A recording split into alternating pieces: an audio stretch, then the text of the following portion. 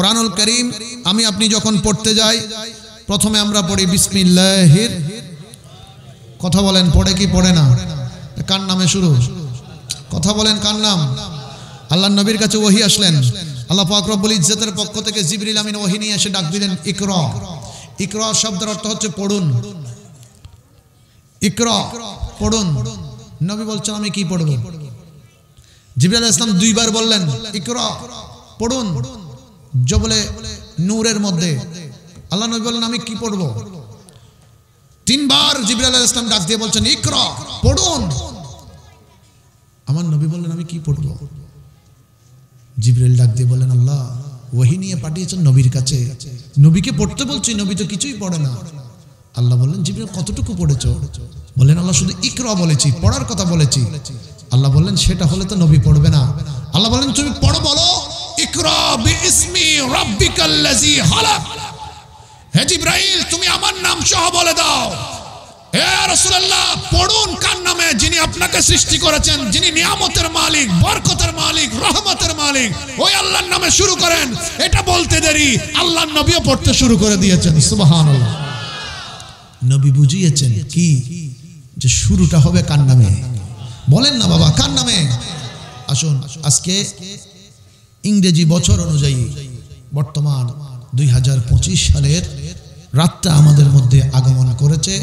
আমরা আজকের এই মেহফিল থেকে আল্লাহ পাক রব্বুল ইজ্জতের কাছে এতটুকু ফরিয়াদ করব যে মালিক এই বছরটা যেন আমাদের প্রত্যেকের জন্য বরকতময় হয়। আমিন বলেন। আর একটু বড় করে বলেন না আমিন। আমি কথাগুলো বলবো, আপনারা আমিন বলার চেষ্টা করবেন। জানি না আজকে কার জবান আল্লাহর দরবারে পছন্দ হয়েছে, একজনের উসিলায় যেন আল্লাহ সকলকে কবুল করেন। আমিন বলেন। আজকের আমাদের মিডিয়া পার্টনার হিসেবে চিস্তি বিডি রয়েছেন। শুধু এখানে আমাদের কথাগুলো একজন দুইজন শুনবে না, জায়গায় জায়গায় বিভিন্ন মানুষের কাছে পৌঁছে যাবে, প্রত্যেকটা সংগঠনের মানুষের কাছে পৌঁছে যাবে। বাংলার জমিন নয়, শুধু বাংলার জমিনের বাইরে অনেক এলাকার মানুষের কাছে পৌঁছে যাবে। তারা যেন শিক্ষা নিতে পারে।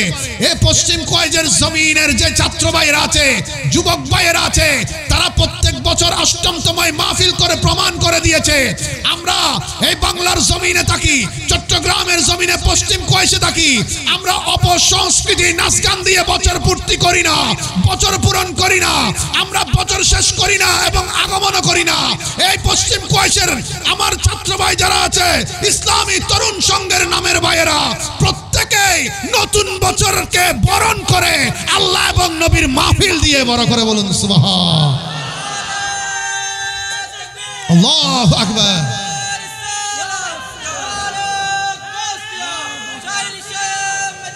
জিন্দাবাদ জিন্দাবাদ। এটা প্রত্যেকটা জায়গার প্রত্যেকটা যুবকদের জন্য এই মাহফিলটা হচ্ছে আমি মনে করি একটা আদর্শ, প্রত্যেকের জন্য একটা শিক্ষা। এই যে 12টা পার হয়ে গেছে, আপনি অনেক জায়গায় এখন দেখেন নাচ গানের কমতি নাই, স্পিকার বাজিয়ে নাচ গান অনেক হচ্ছে। ভাই আমি কথা বলতে চাচ্ছি, শুধু একটা জিনিস বোঝাতে চাচ্ছি, এই পশ্চিম কয়েস ইসলামী তরুণ সংঘের ভাইয়েরা কি এমন নিয়ামত পেলেন যার কারণে তারা এই অষ্টমতম মাহফিল বছরের পর বছর সাজাচ্ছে, যেটা দিয়ে তারা আল্লাহ এবং রসুলের নাম দিয়ে নতুন বছর শুরু করছে। আমি মনে করি এই শুরুটা আল্লাহ এবং নবীর নাম দিয়ে হওয়ার কারণে তারা কেউ লসের মধ্যে থাকবে না, তারা আল্লাহর নিয়ামতের ভেতরে থাকবে। কথা বলেন ঠিক কিনা? এটা এক একটা মানুষের জন্য, যুবকদের জন্য শিক্ষা। শুধু এই এলাকায় নয়, চট্টগ্রামের মধ্যে নয়, চট্টগ্রামের বাইরেও যারা যুবক আছে তারা যেন এখান থেকে শিক্ষা নিতে হবে। আল্লাহ কবুল করুন। আমিন বলেন। এবার আমরা দোয়া করব নতুন বছরের জন্য, আপনারা সবাই আমিন বলার চেষ্টা করবেন। আল্লাহ পাক আমাদের জন্য নতুন বছরকে কবুল করুন। আমিন বলেন। প্রত্যেককে এই বছরের মধ্যে প্রত্যেকের রুজি রোজগারে, রিজিকে, হায়াতে, আমলে আল্লাহ পাক কোটি বরকত দান করুক। আমিন বলেন। এই বছর যেভাবে আমরা আল্লাহ এবং নবীর নাম দিয়ে শুরু করেছি, মিলাদ ও মাহফিল দিয়ে শুরু করেছি, সারা বছর যেন আমরা এইভাবে ইবাদত বন্দেগীতে কাটাতে পারি। আল্লাহ পাক তৌফিক দান করুক। আমিন। যারা অসুস্থ আছেন আল্লাহ পাক এই বছর তাদেরকে সুস্থতা দান করুক। আমিন। যাদের ঘরের মধ্যে পেরেশানি আছে, অশান্তি আছে, সমস্যা আছে, আল্লাহ পাক এই বছরকে বরকতময় করে প্রত্যেকের ঘরের সমস্ত সমস্যাকে আল্লাহ সমাধান করুক। আমিন বলেন। মুআজ্জাজ হাজরিন, আল্লাহ পাক রব্বুল ইজ্জত যেইভাবে চললে, আমি আপনি যেইভাবে চললে, যে আদর্শ নিয়ে চললে আল্লাহ এবং নবী খুশি হন, আমাদেরকে সেই পথে মতে অনুসরণে আদর্শ নিয়ে চলার তৌফিক দান করুক। আর একটু বড় করে বলবেন না আমিন। তো দরুদ শরীফ পড়ুন। সালাতুনিয়া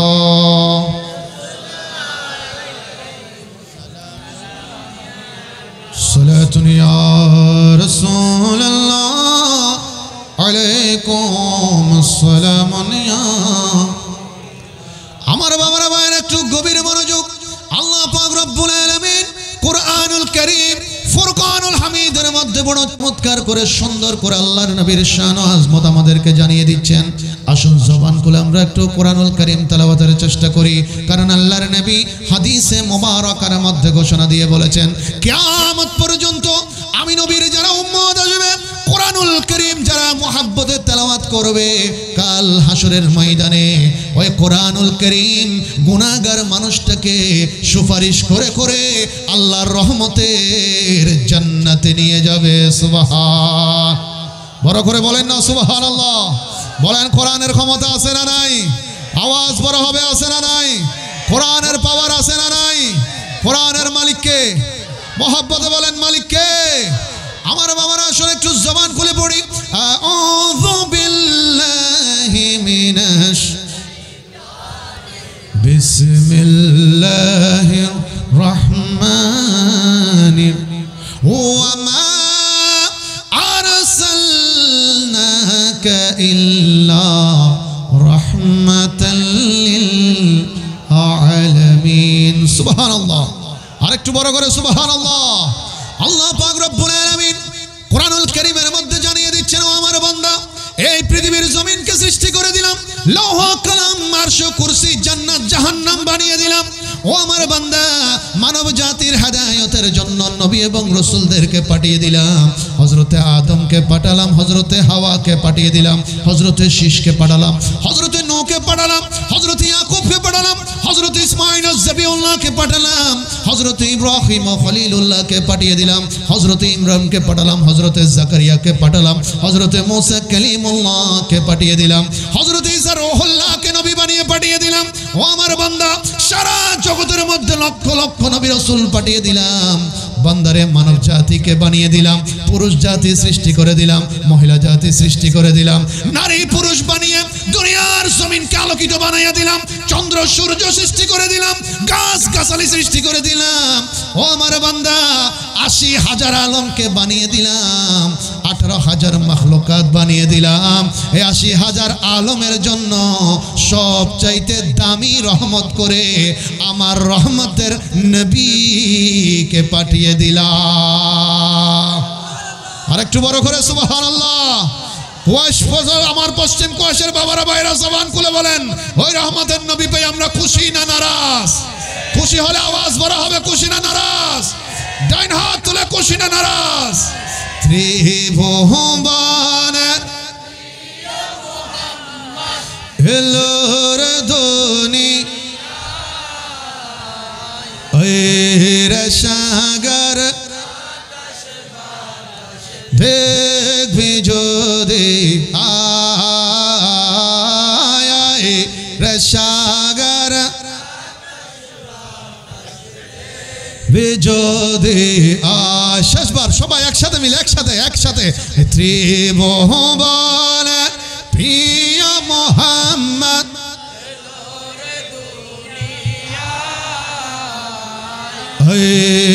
সাগর যদি আয়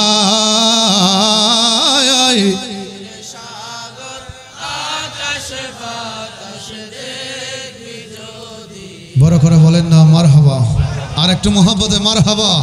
সালাতুনিয়া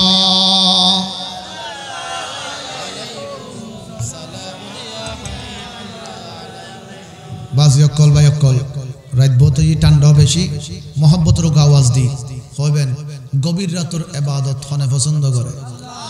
আর একখানা বড় করি ব্যাকরণ হদুজুর ফার্ম মারার মামলার আওয়াজি ফার্মর কিছু নাই।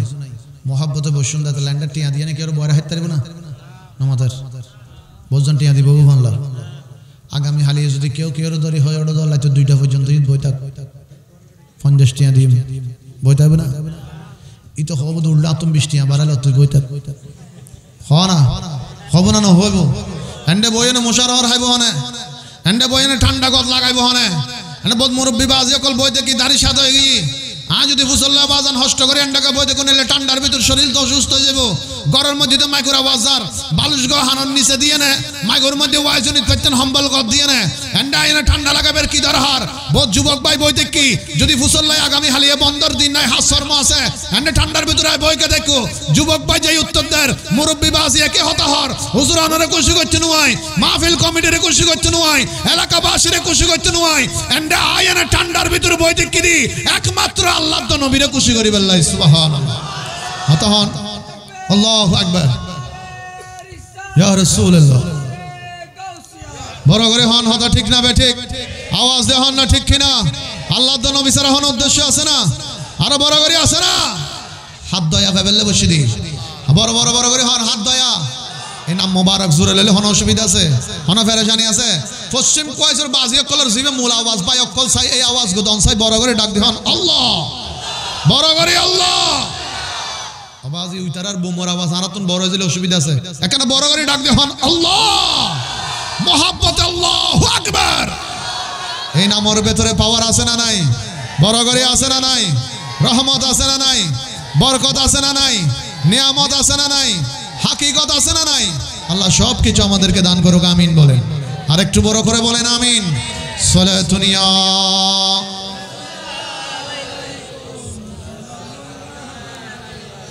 সালাতুন ইয়া রাসূলুল্লাহ আলাইকুম আসসালাম ইয়া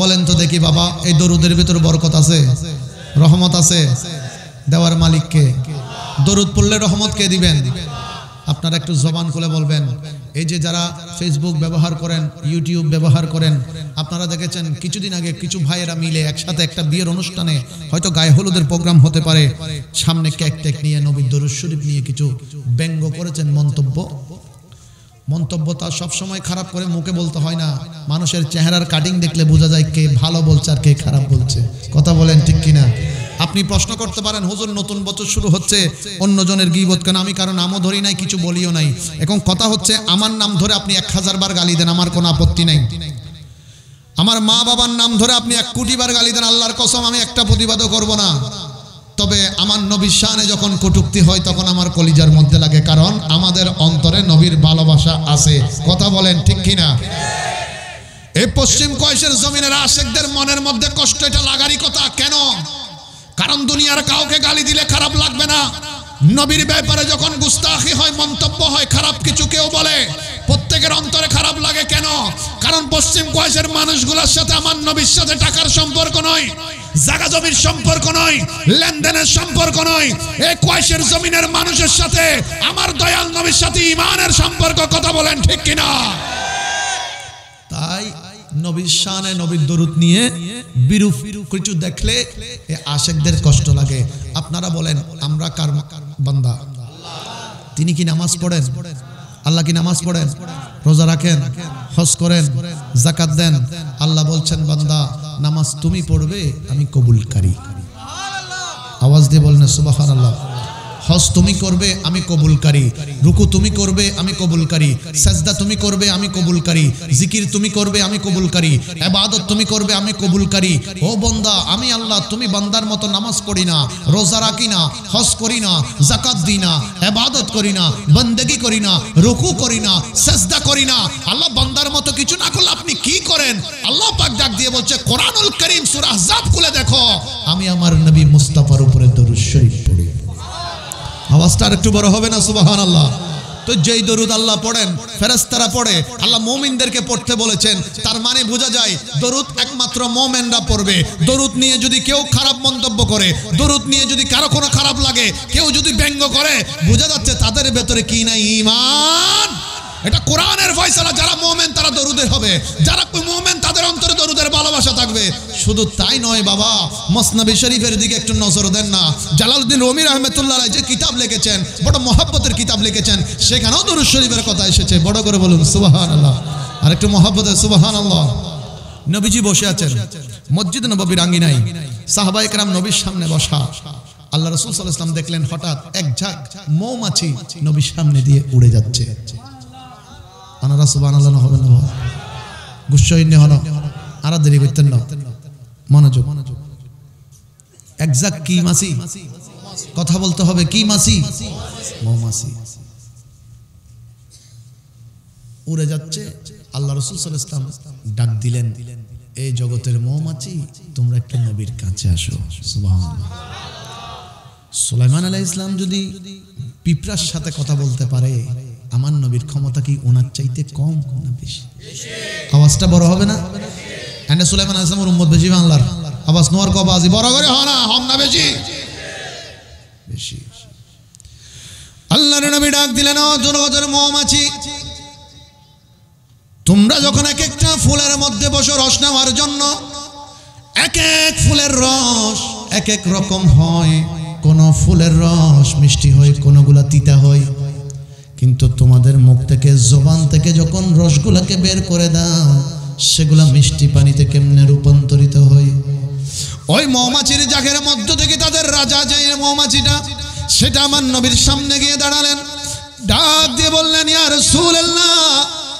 সাহাবা একরাম বলতে লাগলেন মসনবী শরীফের মধ্যে, আল্লাহর নবীর সাহাবীরা বলেন, আমরা কোনোদিন মৌমাছির জবানের কথা শুনিনি, তবে ওই দিন নবীজির সঙ্গে মৌমাছির রাজাটা কথা বলছে, আর আমরা কান দিয়ে মৌমাছির ভাষাটা বুঝতেছি। আরেকটু বড় করে সুবহানাল্লাহ। আল্লাহর নবীর সঙ্গে মৌমাছির আলাপ হচ্ছে, কথা হচ্ছে। নবীজি বললেন, তোমাদের মুখের মধ্যে এমন কি তাসির রয়েছে, মুখের ভেতরের রসটা মিষ্টি মধুতে পরিণত হয়। এবার মৌমাছির রাজাটা বললেন, ইয়া রাসূলুল্লাহ, আমরা যখন এক একটা ফুলের মধ্যে গিয়ে রসগুলাকে মুখের মধ্যে নিই, ও মদিনার নবীর রস মুখে নিয়ে আমরা যখন ঘরের দিকে রওনা করি, হুজুর আপনারা মানুষরা যারা আমাদের বউ একটা শব্দ কানের মধ্যে শুনেন, এটা আসলে দুনিয়ার জমিনের সাধারণ কোনো শব্দ নয়। আমরা ওই রসগুলাকে মুখে নিয়ে আপনি নবীজির উপরে দরুদ শরীফ পড়তে থাকি। ইয়া রাসূলুল্লাহ, আপনি নবীর উপরে দরুদ পড়তে পড়তে আমরা যখন ঘরের মধ্যে যাই, আমাদের মুখের রসগুলাকে ঘরের ভিতরে আমাদের জমা করতে যাই, আপনার দরুদের উসিলায় আল্লাহ পাক আমাদের মুখের ভেতরের ওই পানিগুলাকে মিষ্টি মধুর মতো কবুল করে ফেলে। আরেকটু বড় করে বলতে হবে সুবহানাল্লাহ। এবার বলেন, আমরা দরুদের পক্ষে না বিপক্ষে? আওয়াজ বড় হবে, পক্ষে না বিপক্ষে? কেন এত ভালো লাগে আমার নূর নবীর নাম, কেন এত ভালো লাগে আমার নূর নবীর নাম, আরো ভালো লাগে নবীর দরুদ সালাম, আরো ভালো লাগে নবীর। বড় করে বলেন না মারহাবা। সালাতুনিয়া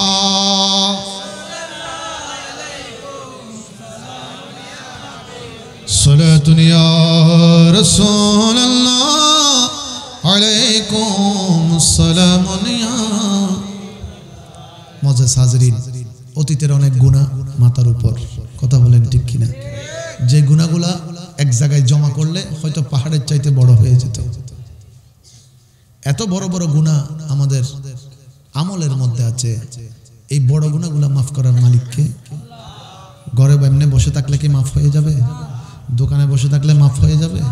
নবীর বাগানে এসে আল্লাহ বলে ডাক দিলে মাফ হবে কি হবে না? কথা বলেন না, হবে কি হবে না?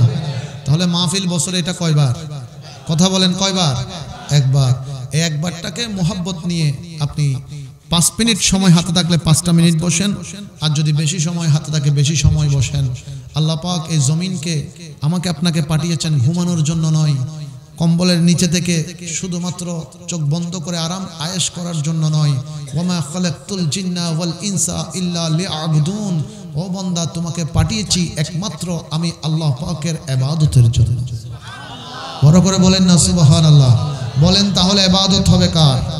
আওয়াজ যে বড় হচ্ছে না বাবা, বড় করে বলেন ইবাদত হবে কার? প্রশংসা হবে কার? গুণগান হবে কার?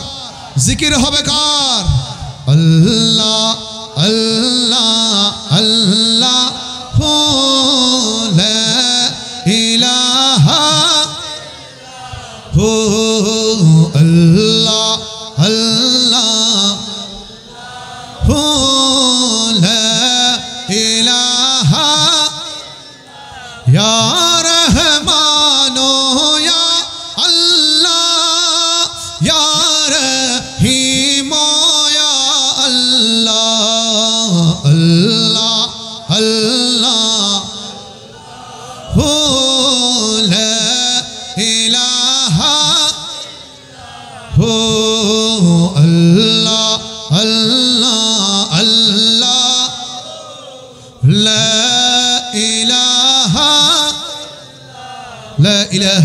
ইল্লাল্লাহু মুহাম্মাদুর রাসূলুল্লাহ। সকলে বলুন সাল্লাল্লাহু আলাইহি। মুআজ্জাজ হাজিরিন, আমরা এখানে অনেক বাবা বসেছেন, নিজের সন্তানকে যদি নাম ধরে একটা ডাক দেন, সন্তান বলবেন জি আব্বা, এক ডাক দিলে একবার জবাব। অনেক স্বামী বসেছেন, ঘরে গিয়ে বিবিকে নাম ধরে ডাক দিলে একবার ডাক দিলে একবার জবাব। অনেক বন্ধু বসেছেন, এক বন্ধু আরেক বন্ধুকে নাম ধরে একবার ডাক দিলে একবার জবাব। অনেক ভাই বসেছেন, এক ভাই আরেক ভাইকে নাম ধরে একবার ডাক দিলে একবার জবাব। নবী মুস্তাফা ডাক দিয়ে বলছেন, উম্মত, ওই মালিককে মোহাব্বতে তুমি একটা ডাক দাও। দুনিয়ার মানুষকে একবার ডাক দিলে জবাব তো একবার পাও, কিন্তু আল্লাহকে তুমি ডাক দিবে একবার। আল্লাহ তোমাকে এত মোহাব্বত করে বান্দা, আল্লাহ তোমাকে জবাব দিবে ৭০ বার। এত ভালোবাসেন ওই আল্লাহ আমাকে আপনাকে। এই যে এত কষ্ট করে রাতের ঘুম হারাম করে কেন বসেছেন? ১ মিনিটের একটা কথা শুনেন। কেন বসলেন? কাকে খুশি করার জন্য? কোন নবীর জন্য? কোন নবী? কোন নবী? যেই নবী সেজদায় পড়েছেন। পৃথিবীর জমিনে এমন নবী এসেছেন যার উম্মত রাতের বেলা খারাপ কাজ করার পর ফজর বেলা কপালে উঠে গিয়েছে। আমি আপনি এত খারাপ কাজ করেছি, কোনোদিন কপালে উঠেছে? কথা বলেন না, অনুভব করেন বিষয়টাকে। কোনোদিন কপালে উঠেছে? কেন উঠে নাই? আমার আপনার রহমতের নবী সেজদার মধ্যে পড়ে 2 চোখের পানি ছেড়ে দিলেন, ডাক দিয়ে বললেন, আল্লাহ আমার উম্মত গুলো গুনাহগার হবে, আল্লাহ আমার উম্মত পাপী হবে। অন্য নবীর অনেক উম্মত এমন এসেছে যারা রাতের বেলা খারাপ কাজ করেছে, দিনের বেলা ফজরে কপালে উঠে গিয়েছে। আল্লাহ আমার উম্মতের যদি এইভাবে রাতের বেলা খারাপ করার পরে দিনের বেলা কপালে উঠে যায়, আল্লাহ আমার উম্মত তো বেসাহারা হয়ে যাবে, মানুষ তো লজ্জা দিবে, আমার উম্মতকে মানুষ খারাপ বলবে, আল্লাহ আমার উম্মতকে মানুষ মন্দ বলবে। উম্মতকে যদি খারাপ বলে আল্লাহ আমি নবী তো সহ্য করতে পারবো না। আল্লাহ ডাক দিয়ে বলছেন, ইয়া রাসূলুল্লাহ ওয়ালা সাওফা ইউতিকা রাব্বুকা ফাতারদা। বলেন না আপনি কি চান? যা চাইবেন তা দিব, যতক্ষণ খুশি হবেন না ততক্ষণ দিব। আমার দয়াল নবী চোখের পানি মোবারক ছেড়ে আল্লাহর কাছে দরবারে ডাক দিয়ে বললেন, আল্লাহ আমার উম্মত গুনাহ করার সাথে সাথে আমার উম্মতকে কফরে লিখে দেওয়া যাবে না, গজব দিয়ে ধ্বংস করে দেওয়া যাবে না, আযাব দিয়ে ধ্বংস করে দেওয়া যাবে না। আল্লাহ আমার উম্মতকে সময় দিতে হবে, তওবার সুযোগ দিতে হবে, তওবার সময় দিতে হবে। আল্লাহ বললেন দিলেন সময়। নবী বললেন, আল্লাহ কতদিন সময় পাবে আমার উম্মত তওবার জন্য? আল্লাহ ডাক দিয়ে বললেন, ইয়া রাসূলুল্লাহ আপনার উম্মত ৭০ বছর হায়াত পেয়েছে, কোনদিন তওবা করে নাই, মওতের বিছানায় শুয়ে পড়েছে। ওই মালাকুল মওত আসার আগেও যদি আপনার উম্মত যদি একবার ডাক দিয়ে বলে, আল্লাহ আমি তোমার আখেরি নবীর উম্মত, ক্ষমা করে দাও মালিক, ক্ষমা করে দাও ইয়া রাসূলুল্লাহ, ওই মওতের বিছানায়ও আমি আল্লাহ আপনার উম্মতকে মাফ করে দিব। সুবহানাল্লাহ।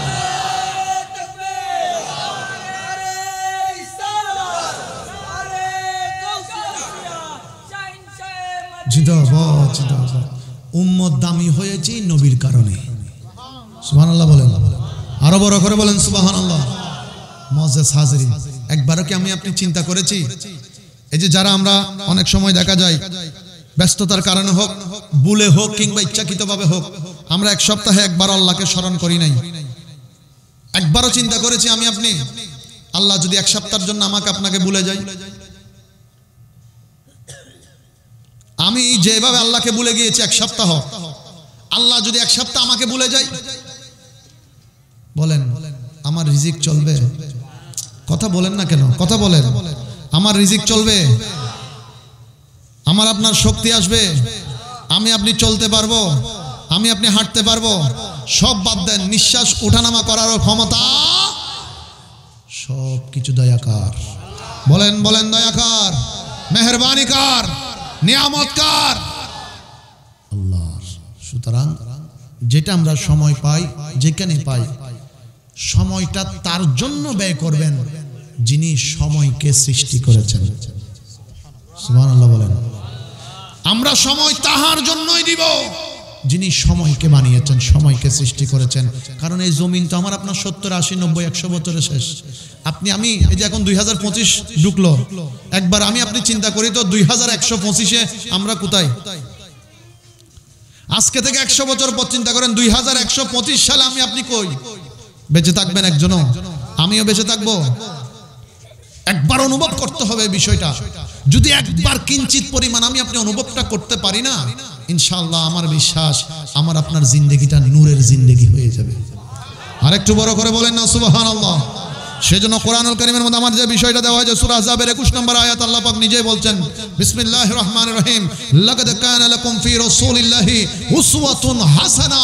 আল্লাহ পাক বলছেন ও উম্মত বান্দা তোমাদের জন্য সবচাইতে শ্রেষ্ঠ আদর্শ দিয়ে আমার নবীকে আমি দুনিয়ার জমিনের মধ্যে পাঠিয়েছি। তোমরা আদর্শ খুঁজবে নবীর কাছে। আমি সব সময় একটা কথা বলি, বেশিরভাগ সময় বলি, আমাকে আইডল মানার প্রয়োজন নাই। কোন দুনিয়ার সাধারণ মানুষকে আইডল মানতে হবে না, আইডল মানতে হবে নবীকে। আপনি আমাকে আইডল মেনেছেন, আমার মধ্যে হাজার হাজার কোটি কোটি ভুল আছে, তাহলে বোঝা যাচ্ছে আপনি আমাকে ওই ভুলগুলো সহ অনুসরণ করতে শুরু করে দিবেন। মানুষের ভেতরে ভুল আছে, তাকে আইডল মানার সুযোগ নাই, তাকে বেশি একদম খুব বেশি অনুসরণ করার সুযোগ নাই। কিন্তু অনুসরণ মুসলমান করবে কাকে? যার 63 বছর হায়াতে জিন্দেগিতে একটা মাত্র ভুল নাই, উনি হচ্ছেন কামলি ওয়ালা নবী। এই মুসলমানরা ওই নবীকেই অনুসরণ করবে। নবীকে অনুসরণ করলে আপনার কোনো ভুল হবে? তো গ্যারান্টেড কোনো ভুল হবে না। আপনি আমাকে অনুসরণ করেন, দেখবেন 2-4 দিন পর আপনার ভুল শুরু। বুঝার জন্য বলছি, এখানে কাউকে আমি ছোট করে বলছি না, কথাগুলো বুঝার জন্য। মুআজ্জাজ হাজির, সময় সংক্ষেপ, একটু মনোযোগ। নবী কেমন আদর্শের অধিকারী? এই যে এটা কি রাস্তা বলেন, এটা কি? এটা দিয়ে আপনারা কি করেন? গাড়ি ঘোড়া কি করে? চলাফেরা করে। মাশাআল্লাহ, এবার তো রাস্তা একটু বড় হয়েছে মনে হয় না? এই পাশটা একটু বড় হয়েছে। আর আয়োজনটা, যারা গত বছর ছিলেন একটু হাত তুলেন তো, গত বছর কাকে ছিলেন? মাশাআল্লাহ মাশাআল্লাহ। বাজি নতুন তো হম নদী দি বড় নামে ফেলেন বাজি কষ্ট দি। শীতকালে এখানে আটটা লাড়া চাড়া করলে আবার বেশ কমে যাবে, বুঝছো? উজুর গুচ্ছ হয়ে যেতে পারে, কিন্তু উমলই না বসিত এলে করে যদি বাইরে গেলে ঠান্ডা লাগবে। তাহলে শীতকালে যদি এক বন্ধু আরেক বন্ধুর পানি মারে, বন্ধুত্ব কি হয়ে যায়? বুঝছো টমাটার দা কি হয়ে যায়? আজ সিটেঙ্গে মানুষ সম্ভাল রেন্ডে নহাইলে বেশি সিটেঙ্গে তাহলে মাতার না কেন বাজি। শীতকালে কেন লড়াচড়া হম ঘরে পারলে বালা। আর দেশে তো মাশাআল্লাহ ওনারা সিয়ারত বই বাসকালি উজু জালি মাহফিলত এন্ডে, কিন্তু ওই ক্যার ক্যার কি ক্যারিন হ্যাঁ বজ্জালকার হতো না, বজ্জালকার দেয় আওয়াজে মাশাআল্লাহ। কিন্তু গরম আছে যথেষ্ট। এর মধ্যে বছর আর মাহফিল শেষ করি যাতে নামি এন্ড তো নামি আডি আডি আয় ফারাগ্য ফেলালি দেই দবাজি মানুষ জিত বসি এন গরম ইদে লাদে পুরো ডিমুগ্য ছাড়ি দিলি হতম করে বাচ্চা যাবে ভালো এন গরম মাশাআল্লাহ।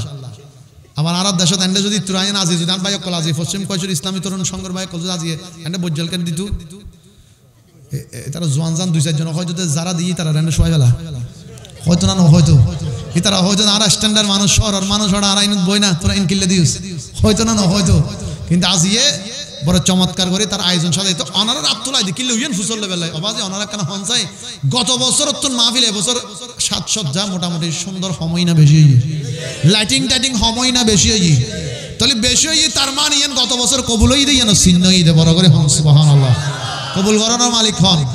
এন্ড দুগুণ মানুষ বসিতে একজনের অন্তরও যদি আল্লাহর মিকে রুজু থাকে ওই একজনের রসিলে আল্লাহ কবুল করে ফেলে সুবহানাল্লাহ। আর আল্লাহর ক্ষমতা আছে না নাই? বড় করে হন না আছে না নাই? এবার আইন কি বলদি রাস্তা, এই রাস্তা দিয়ে যদি আর হতা কিনা একটা মনোযোগ, খুব মনোযোগ, এই রাস্তা দিয়ে যদি আপনি আগামীকাল হাঁটার সময় কোনো একটা জায়গায় হুঁচুট খেয়েছেন, আপনি পরের দিন যখন এই রাস্তা দিয়ে হাঁটবেন ওই জায়গায় গিয়ে কি দ্রুত চলে যাবেন নাকি দেখে শুনে যাবেন? কথা বুঝাতে পারছি? নবীজি একটা রাস্তা দিয়ে হাঁটতেন, ওই রাস্তা দিয়ে একজন বুড়ি মহিলা, কথা বলেন কি দিত? কিসের কাটা? কথা বলেন না কিসের কাটা? এই রাস্তায় যখন আপনি একদিন হুঁচট খেয়েছেন, আপনি জায়গার মধ্যে সতর্ক হয়ে গেলেন যে না এবার যেন না খান। তো নবীজি প্রত্যেকদিন একই রাস্তা দিয়ে হাঁটেন, প্রত্যেকদিন নবীজি কাঁটাগুলো ফুটছেন, তো নবী কি চাইলে রাস্তা পরিবর্তন করতে পারতেন না? আদর্শটা দেখাচ্ছি, আদর্শটা যত সহজে সম্ভব চেষ্টা করবো আপনাকে বুঝিয়ে দিতে। আদর্শটা কি? নবীর আদর্শটা কি? কেমন নবী পেয়েছি? কোন নবী আল্লাহ পাঠিয়েছেন এত রহমত বানিয়ে, এত দয়া দিয়ে? নবী রাস্তা পাল্টান নাই কেন? কারণ নবী একটা কাটা ফুটলে ওই মহিলাটা খুশি হচ্ছে। নবী বলছেন আমার দায়িত্ব আমার উম্মতিকে খুশি করা। সুবহানাল্লাহ। নবী উম্মতিকে খুশি করছেন, প্রত্যেক দিন নবীর কদমে কাটা ফুটছেন, মহিলা খুশি হয়, বৃদ্ধ মহিলা আনন্দ পায়, নবী দেখছেন প্রতিদিন তিনি খুশি হচ্ছে, নবী হাঁটছেন। আপনারা জানেন এক সময় দেখা গেল তিনি অসুস্থ হয়ে বিছানায় শুয়ে পড়লেন, কাটা দিতে পারেনি। আমার রহমতের নবী কোন আদর্শ আমাকে আপনাকে শিখালেন। নবী দেরি করেন নাই, রাস্তা দিয়ে হেঁটে সামনের দিকে যান নাই, নবী গিয়ে মহিলার ঘরের দরজায় গিয়ে দাঁড়িয়ে গেলেন। মহিলা বিছানায় শোয়া, রহমতুল লিল আলামিন নবী যখন গিয়ে দাঁড়িয়ে গেলেন, মহিলা নবীকে দেখে তত্তর করে কাঁপতে শুরু করলেন। কারণ হাই হাই, নবী মনে হয় বুঝে গিয়েছে আমি যে নবীকে কাটা দিতাম, নবী মনে হয় জেনে গিয়েছে আজকে তো আমার নিস্তার নাই, আজকে তো আমাকে বড় ধরনের একটা আযাব, কঠিন শাস্তি দিবে মনে হয়। আমার নবী কোনো কথা না বলে শুধু জবান খুলে এতটুকু বলেছেন মহিলার কাছে গিয়ে, মাগো আপনার শরীরের অবস্থাটা কি? নবী কুশল বিনিময় করলেন, মহিলাকে জিজ্ঞেস করলেন আপনার শরীরের কি অবস্থা।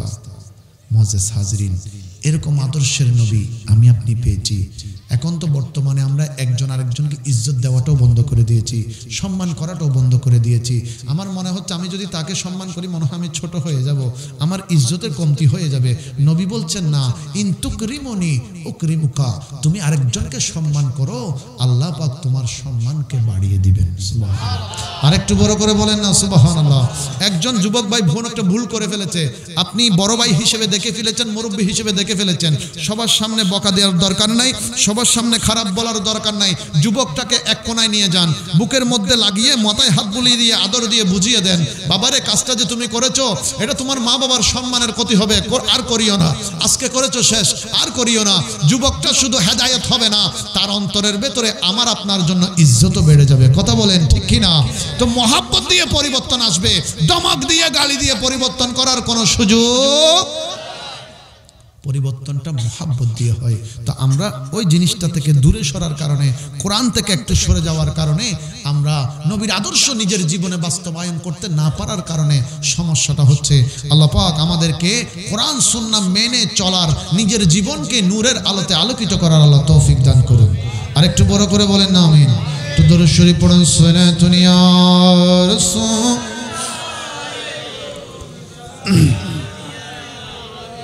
সালাতুন ইয়া রাসূলুল্লাহ আলাইকুম সালাম। আমার বাবারা এবার আসেন গভীর মনোযোগ, আমার নবীর আদর্শটা কি? আল্লাহর নবী মক্কা বিজয় করলেন।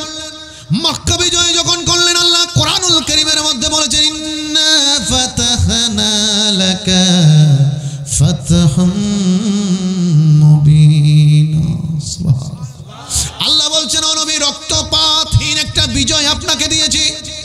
আল্লাহর নবী মক্কা বিজয় করলেন, আল্লাহর ঘরের ভেতরে 360টা মূর্তি ছিল, নবীজি সেগুলো বের করে দিলেন, হানায়ে কাবার ভেতর থেকে বের করে দিলেন, হানায়ে কাবাকে পবিত্র করলেন। আল্লাহর নবী মক্কা বিজয় যখন করে ফেললেন, আরবের মানুষদের ভেতরে একটা গুঞ্জন সৃষ্টি হয়ে গেছে। আরবের মানুষরা ভয়ে আতঙ্কিত হতে শুরু করেছে, কারণ নবীর সঙ্গে 10,000 সাহাবী নবীর সঙ্গে নিয়ে মদিনাতুল মুনাওয়ারা থেকে মক্কাতুল মুকাররমায় এসেছেন। আরবের কাফেররা ভয়ে কাঁপতে শুরু করলো, তারা ঘর বাড়ি ছেড়ে পালাতে শুরু করলো, কারণ মুহাম্মদ সাল্লাল্লাহু আলাইহি ওয়াসাল্লামকে আমরা বড় কষ্ট দিয়েছি, আমরা বড় নির্যাতন করেছি।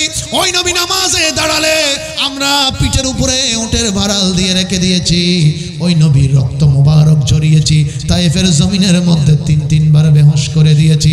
ওই নবী আজকে মক্কা বিজয় করেছে, আমাদেরকে হয়তো ক্ষমা করবে না, আমাদেরকে হয়তো ফাঁসির মধ্যে ঝুলাবে। সবাই আতঙ্কিত হয়ে গেলেন, দিক বেদিক পালাতে শুরু করলেন, সবাই নবীর ভয়ে ভয়ে পালিয়ে যাচ্ছে। আল্লাহর নবীর ভয়ে ভয়ে সবাই পালানো যখন শুরু করলেন, একজন মহিলা, বৃদ্ধ মহিলা, বয়স্ক মহিলা, তার ঘরের মধ্যে 2-3 থেকে 4 জন সন্তান আছে, ওই ছেলেরা বৃদ্ধ মাকে ফেলে নবীর ভয়ে ঘর থেকে পালিয়ে গিয়েছে। মহিলাটা ঘরের ভেতরে সব কাপড় চোপড় একটা বস্তার মধ্যে ঢুকালেন, ঘরের বাইরে রাস্তার মধ্যে বস্তা নিয়ে এসে দাঁড়ালেন, আর দাঁড়িয়ে চোখের পানি ছেড়ে ছেড়ে কাঁদতে লাগলেন, কারণ নিজের আপন সন্তানরা মা জননীকে ফেলে নবীর ভয়ে পালিয়ে গিয়েছে। এখন তিনি সন্তানদের কাছে কেমনে যাবে, কাকে নিয়ে যাবে? এত বড় বস্তাটা তো তিনি আলগায়ে নিতে পারবে না। হঠাৎ তিনি নজরে দিয়ে দেখলেন একজন মানুষ তার সামনে এসে ডাক দিয়ে বললেন, মাগো চোখের মধ্যে পানি কেন? কেন? আপনি এত কান্না করছেন কেন? মহিলাটা সব কথাগুলো খুলে বলেছেন, আজকে নাকি মুহাম্মদ মক্কা বিজয় করেছে, আমরা তো কাফের ছিলাম, বেদিন ছিলাম, মুসলমান ছিলাম না। আজকে হয়তো আমাদের আর নিস্তার নাই, তাই আমার সন্তানরা, আমি মা জননীকে ফেলে পালিয়ে গিয়েছে। আমি বৃদ্ধ মানুষ, বয়স্ক মানুষ, যেতে পারিনি। এই মুহূর্তে আমার নিজের কাপড় চোপড় বস্তা বেঁধে আমি এক জায়গার মধ্যে দাঁড়িয়ে আছি। মানুষটা ডাক দিয়ে বললেন, মাগো চিন্তিত হবেন না, আমি আপনাকে আপনার সন্তানদের কাছে পৌঁছাইয়া দিব। এই কথা বলে তিনি ওই মহিলাটার বস্তাটা মাথার মধ্যে নিয়ে রওনা করলেন। মহিলাটা ওনাকে বলতে লাগলেন, আপনার পরিচয় কি? তিনি বললেন, আমার পরিচয় এখন জানতে হবে না, সময় হলে আমার পরিচয়টা আপনি জানতে পারবেন। মহিলা বলতে লাগলেন, আপনার মতো ভালো মানুষ আমার জীবনে আর দেখিনি। এমন একজন মানুষ কেমনে আমার বস্তা মাথায় নিল? কারণ আপনার সঙ্গে আমার কোনো পরিচয় নাই, আত্মীয়তার সম্পর্ক নাই, কোনো যোগাযোগ নাই।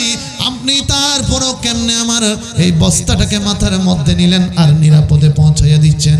আপনি অনেক ভালো মানুষ, আপনার মতো মানুষ হতে পারে না। এই কথাগুলো বলতে বলতে মহিলা যখন আরবের জমিনের ওই পাহাড়ের পাদদেশের মধ্যে সন্তানদের কাছে গিয়ে পৌঁছালো, 3জন 4জন সন্তান মাকে দেখে দৌড়ে আসলেন আর ডাক দিয়ে মাকে বলতে লাগলেন, মা গো, এটা তুমি তোমার সঙ্গে বস্তা দিয়ে কাকে নিয়ে এসেছো? যার ভয়ে মক্কা তো মুকাররমা ছেড়ে পালিয়ে এসেছি, তুমি তো আমাদের কাছে ওই রহমতের নবীকে নিয়ে চলে এসেছো। মহিলা অবাক হয়ে গেলেন, ডাক দিয়ে আমার নবীকে জিজ্ঞেস করলেন, আপনি কি সত্যিকারের ওই নবী যার ভয়ে আমরা পালিয়ে গিয়েছিলাম? আল্লাহর নবী বললেন, মাগো অবশ্যই আমি সেই রাহমাতুল লিল আলামিন নবী। আমি শুধু মুসলমানদের জন্য রহমত নয়, কাফের, ইহুদি, নাসারা, খ্রিস্টান, গাছগাছালি, পশু পাখির জন্য, এমনকি জমিনের একটা পিঁপড়ার জন্য আমি নবী রহমত। আর একটু বড় করে সুবহানাল্লাহ। এই রহমত বানিয়ে নবীকে পাঠিয়েছেন কে? এবার মহিলাটা সন্তানদেরকে ডাক দিয়ে বলছেন, ও আমার সন্তানরা, যদি সত্যিকার অর্থে এই নবীর ভয়ে তোমরা পালিয়ে থাকো, এত সুন্দর চরিত্র যেই নবীর, আমি আজকে ওয়াদা দিচ্ছি এই মুহূর্তে আমি ওই নবীর কদম ধরে ধরে কলমা পড়ে মুসলমান হয়ে যাব। আর একটু বড় করে সুবহানাল্লাহ। নবীজি বললেন, মাগো আর দেরি করতে হবে না। মায়ের ইসলামের কথা শুনে সন্তানরাও নবীর কদমে পড়ে গেলেন। ইয়া রাসূলুল্লাহ, আমরাও আপনাকে না জেনে না বুঝে ভুল বুঝেছিলাম, মনে করেছিলাম আপনি আমাদের মতো সাধারণ, কারণ আমরা যেভাবে আরেকজন কষ্ট দিলে আমরা প্রতিশোধ গ্রহণ করি, মনে করেছিলাম আপনিও সেইভাবে প্রতিশোধ নেবেন। তবে ইয়া রাসূলুল্লাহ, আপনার মতো কোনো নবী তো আর হতে পারে না। সবাই মিলে আল্লাহর নবীর কদমের মধ্যে বসে ডাক দিয়ে পড়ে দিলেন, লা ইলাহা ইল্লাল্লাহ মুহাম্মাদুর। গভীর রাতে মহব্বত একবার ঈমানি কণ্ঠে আমরা কলমাটা পড়বো সবাই মিলে একসাথে, লা ইল্লাল্লাহ মুহাম্মাদুর রাসূলুল্লাহ। সকালে বলুন সাল্লাল্লাহু আলাইহি। দেখেছেন বাবা, নবীর আদর্শটা কত সুন্দর। আমরা যখন দেখি কেউ একটা ভাই খারাপ কাজের মধ্যে লিপ্ত, কিছু একটা করতেছে, আমি আপনি তাড়াতাড়ি মোবাইল নিয়ে ভিডিও করি, কথা বলেন ঠিক কিনা? ভিডিও করার পর কি বলি? থ্রেট মারি, এ খবরদার, আমার সাথে কথা বলতে গেলে বড় হুঁশিয়ার, তোর ভিডিও আমার কিসে মোবাইলে ভাইরাল করে দিব। থ্রেট মারে না, না মারে? আমার নবী বলছেন, উম্মত, তোমার ভাইয়ের একটা খারাপ কিছু দেখে ফেলেছো, তাকে মহাব্বতে সংশোধন করে দাও, তার গুনার কাজটা সকলের সামনে আনিও না। কেন? তুমি যদি আজকে তার গুনার কাজটাকে গোপন করে ফেলো, হাসরের ময়দানে আল্লাহ পাক তোমার গুনাহগুলোকে গোপন করে ফেলবেন। সুবহানাল্লাহ বলবেন না বাবা? তাহলে আমাদের থেকে নবীর আদর্শগুলো নেওয়ার দরকার আছে না নাই? বড় করে বলেন না, আছে না নাই? নবীজির কাছে আয়াত এসেছে, মানব জাতি একে অন্যের প্রতি হক আদায় করতে হবে। নবীজি সাহাবায়ে কেরামদেরকে বললেন, হে আমার সাহাবীরা, তোমরা কি হক পাবে? আমি রাসূলের কাছে কোনো হক পাবে? সাহাবায়ে কেরাম বললেন, ইয়া রাসূলুল্লাহ, আপনি এত চমৎকার একজন নবী, প্রত্যেকের হক আপনি নিজে তো আদায় করেন, আমরা কেউ আপনার থেকে হক পাবো না। সুবহানাল্লাহ। আপনি নবী তো সকলের হক আদায় করেন, আমরা কেমনে হক পাবো? এখানে একটা বিষয় আছে, খুব মনোযোগ। আল্লাহ বলছেন বড় বড় গুনাহ আল্লাহ পাক ক্ষমা করে দিবেন, মাফ চাওয়ার মতো চাইতে জানলে আল্লাহ ক্ষমা করে দিবেন। তবে আরেকজনের হক যে নষ্ট করেছে, সেই হকের বিষয়টা যে গুনাহটা হয়েছে এটা আল্লাহ ক্ষমা করবেন না। কেন? এটা আল্লাহ বলছেন এটা বান্দার এখতিয়ারে চলে গিয়েছে। যতক্ষণ ওই বান্দা ক্ষমা করবে না ততক্ষণ আমি আল্লাহ ক্ষমা হাসরের ময়দানে। সেই জন্য অনেক ভাই বেসাহারায় পড়ে যাবেন যদি কেউ কারো হক আমরা নষ্ট করে থাকি। কারণ জমিনের মধ্যে তার হকটা আমি আমার শক্তি দিয়ে, পাওয়ার দিয়ে, আমার দুনিয়াবি শক্তি সামর্থ্য দিয়ে তার হকটা নষ্ট করে চলে আসলাম, কিন্তু হাসরের ময়দানে তো আমার শক্তি কোনো কাজে লাগবে? কথা বলেন না, কাজে লাগবে না রে ভাই, না। সেই জন্য যে যার কাছে হক পাবে তার হক তাকে বুঝাই দিতে হবে। এই বুঝাই যদি আমি আপনি দিয়ে দুনিয়ার থেকে চলে যেতে পারি, হাসরের ময়দানে আমার আপনার ছোট একটা আমলও যদি থাকে ওইটা দিয়ে আল্লাহ নাজাত বাপও করে দিবেন। সুবহানাল্লাহ। আল্লাহ পাক তো এমনও বলেছেন, নবীজির মাধ্যমে রাস্তা দিয়ে কেউ হেঁটে যাচ্ছে, একটা বোতলের কাঁচ পাওয়া গিয়েছে, একটা কাঁটা পাওয়া গিয়েছে, অন্য ভাই ফুটলে, অন্য ভাই পায়ে ঢুকলে সেটা পা কেটে যেতে পারে, কষ্ট পেতে পারে। আল্লাহকে খুশি করার জন্য কেউ সেটা রাস্তা থেকে সরিয়ে দিয়েছেন। আমার নবীজি বলছেন ওই একটা আমলের দ্বারাও আল্লাহ পাক হাসরের ময়দানে বড় গুনাহগারকে জান্নাতি বানিয়ে দিবেন। আর একটু বড় করে বলেন না সুবহানাল্লাহ। তাহলে এই নিয়ামতের পথগুলো, অনুসরণগুলো আমাদের দরকার আছে না নাই? বাবা কথা বলেন, আছে না নাই? আল্লাহ পাক আমলগুলো করার তৌফিক দান করুক। আর একটু বড় করে বলেন আমিন। এবার আসেন একটু মনোযোগ দিবেন, আমি মোটামুটি আলোচনা গুছাচ্ছি, দেরি করব না।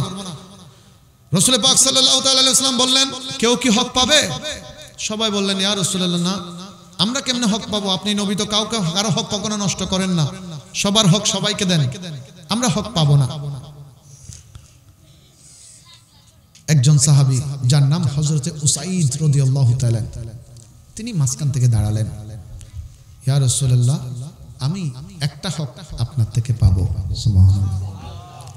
সাহাবায়ে কেরামের চোখ বড় হয়ে গেছে, হায় হায় উসাইদ কি বলছো? আমরা কেউ পাবো না, তুমি কেমনে পাবে? উসাইদ ভয়ে একটু আতঙ্কিত হলেন। আল্লাহর নবী বললেন উসাইদ তুমি বলো। হযরত উসাইদ বললেন ইয়া রাসূলুল্লাহ, খন্দকের ময়দানে, আহজাবের ময়দানে যেই ফরিকাটা আপনার খনন করতেছিলাম, নালাটা খনন করছিলাম, হুজুর আমরা কাজ করার সময় আপনি আমাদেরকে একটা লাইনে করে দাঁড়িয়ে করেছিলেন।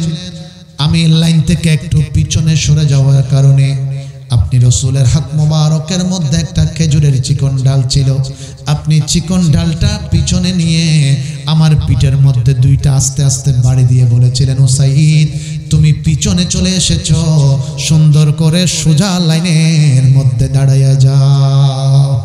সুবহানাল্লাহ বলেন। ইয়া রাসূলুল্লাহ, আপনি আমাকে দুইটা কি দিয়েছিলেন? আঘাত করেছিলেন, বাড়ি দিয়েছিলেন আস্তে আস্তে। ওই খন্দকের ময়দানে এই হকটা পাবো।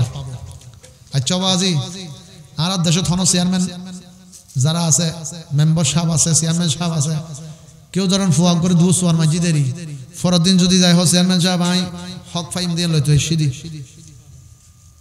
অবাজি অবস্থা কি হবো? ওই জন্য আমাদের চেয়ারম্যান হবো তো হালিয়া দুয়ো দিলাম তো সময়ই ভাঙলার এই আরো হবো দাম করে বোধ হয় দুয়ো দুয়ো হবো মাথা না হবো চেয়ারম্যান সাহেব তো হালিয়া দুবইলে সময় তারা দুয়ো দেয় বান্ধিয়ে ফিরের ধরিব না নধরিব নবী হকদের দখল করি সনবাজি আদর্শ ইয়ান হইতে এই আদর্শ যদি আয়ুদ্ধন লইতে পারে আর হনজ দিনের চিন্তা নেই 1400 বছর এই নবী ইন্তেকাল পর্দা করে যদি আর সগুর আড়ালো গিয়ে দেয় গায়েব গিয়ে দেয় আল্লাহ নবী 1400 বছর পরায় যদি নবীর আদর্শ ইন আয়ুদ্ধন লইতে পারি অটোমেটিক জান্নাতের পথ পাই যাই সুবহানাল্লাহ। আল্লাহর নবী সাহাবী হযরত ওমর এই কথাটা যখন শুনলেন তলোয়ার টান দিয়ে দাঁড়িয়ে গেলেন। উসাইদ খবরদার, এই কি কথা বলছো তুমি? আমার নবী তোমাকে মেরেছে, নবীকে তুমিও মারতে হবে, এটাই হচ্ছে হক। উসাইদ আমি আমার তলোয়ারি দিয়ে তোমাকে শেষ করে ফেলবো। আমার নবী ডাক দিয়ে বললেন ওমর মাথা গরম করিও না, মাথাটা ঠান্ডা করো। আমার বেলাল কোথায়? হযরতে বেলাল হাবশী রাদিয়াল্লাহু তাআলার কাছে আসলেন। নবীজি ডাক দিয়ে বললেন বেলাল যাও মসজিদ নববী শরীফের আঙ্গিনার মধ্যে যে খেজুর গাছটা আছে সেখানে উঠে একটা চিকন ঢাল ভেঙে নিয়ে আসো। হযরতে বেলাল হাবশী রাদিয়াল্লাহু তাআলা গাছের উপরে উঠলেন, চিকন একটা চিকন ডাল আনলেন, নবীজির হাত মোবারকের মধ্যে দিলেন।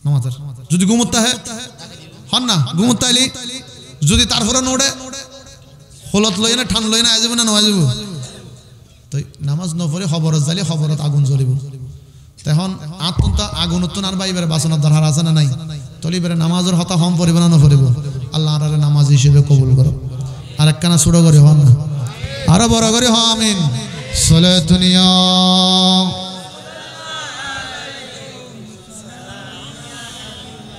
अल्लाह अल्लाह क्या मुबारक नाम है अल्लाह अल्लाह आशिकों का काम है सलातुनिया रसूल अल्लाह अलैकुम सलामुनिया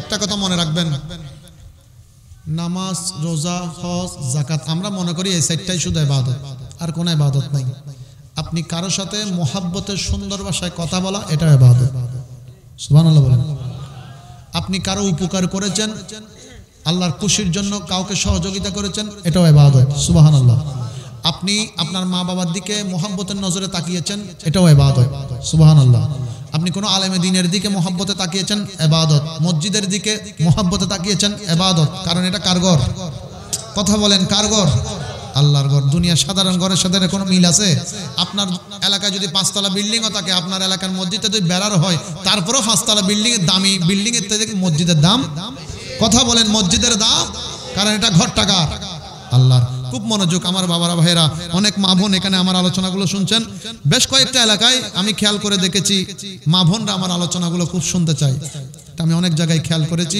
অত্র এলাকায়ও আমি শুনেছি অনেকবার মা বোনদের যথেষ্ট আগ্রহ আছে আলোচনা শোনার প্রত্যেক এলাকায় কিন্তু মা বোনরা আলোচনা শুনতে চায় না আগ্রহী হয় না তবে আমি এই যে 3-4 বছর আলহামদুলিল্লাহ আপনাদের দোয়া নেওয়ার আমার কমিটির ভাইরা আমাকে সুযোগ করে দিয়েছেন আপনাদের দোয়া নেওয়ার প্রত্যেক বছর আমি যে সুযোগটা পাই আমি খেয়াল করে দেখেছি এই এলাকায় মা বোনরা যথেষ্ট আলোচনা ওয়াইজ কোরআন সুন্নাহর কথাগুলো শোনার জন্য যথেষ্ট মহব্বত তাদের অন্তরে আছে বড় করে বলুন মারহাবা সেই জন্য এতগুলি যুবক ভাই যে এখানে বসেছেন আমার একিন থেকে বলছি বিশ্বাস থেকে বলছি বুকে হাত দিয়ে বলছি আমার একিন এই যুবক ভাইগুলো প্রত্যেকে নিজের মায়ের পেটের মধ্যে থাকতে নিঃসন্দেহে মা জননী মোহাব্বত আমার নবীর উপর দরুদ পড়েছে যার কারণে এই সন্তান দুনিয়ায় এসে নবীর আশিক হয়েছে আর একটু বড় করে বলেন না সুবহানাল্লাহ এটা আমার বিশ্বাস এবার আসেন মা বোনরা নবীর জন্য কি করেছেন আমরা অনেকে প্রায় সময় শুনি যেমন আজকে সিদ্দিক আকবর রাদিয়াল্লাহু তাআলার স্মরণে মাহফিল আপনারা প্রায় ওনার জীবনী সম্পর্কে জানেন সুলার ছাই পর্যন্ত নবীর কদমে দিয়েছেন সুবহানাল্লাহ কিসের ছাই চুলার ছাই চুলার ছাইটা যখন নবী দেখলেন নবী তো বুঝতে পারলেন ঘরে আর কিচ্ছু নাই এটাই তো হয়তো শেষ সম্বল নবী বললেন সিদ্দিক ঘরে তো মনে হয় কিছুই রাখো নাই কি রেখে এসেছো সিদ্দিক ডাক দিয়ে বলেছেন ইয়া রাসূলুল্লাহ আল্লাহ এবং নবীকে আমার ছেলে মেয়েদের জন্য জমা রেখে এসেছি কি শিক্ষাটা দিলেন হযরতে ওমর রাদিয়াল্লাহু তাআলা সম্পদকে 2 ভাগ করে নবীর কদমে দিলেন আমরা পুরুষদের দানের কথা সব সময় শুনেছি মহিলারা কি দান করেছেন মা বোনরা কি দিয়েছেন নবীর জন্য আসেন সামনের দিকে যাই একটা মুহাব্বতের দরুদ শরীফ হবে 15 মিনিট থেকে ইনশাআল্লাহ 20 মিনিট থেকে বেশি দেরি হবে না সালাতুন ইয়া রাসূলুল্লাহ আলাইকুম সালামুন ইয়া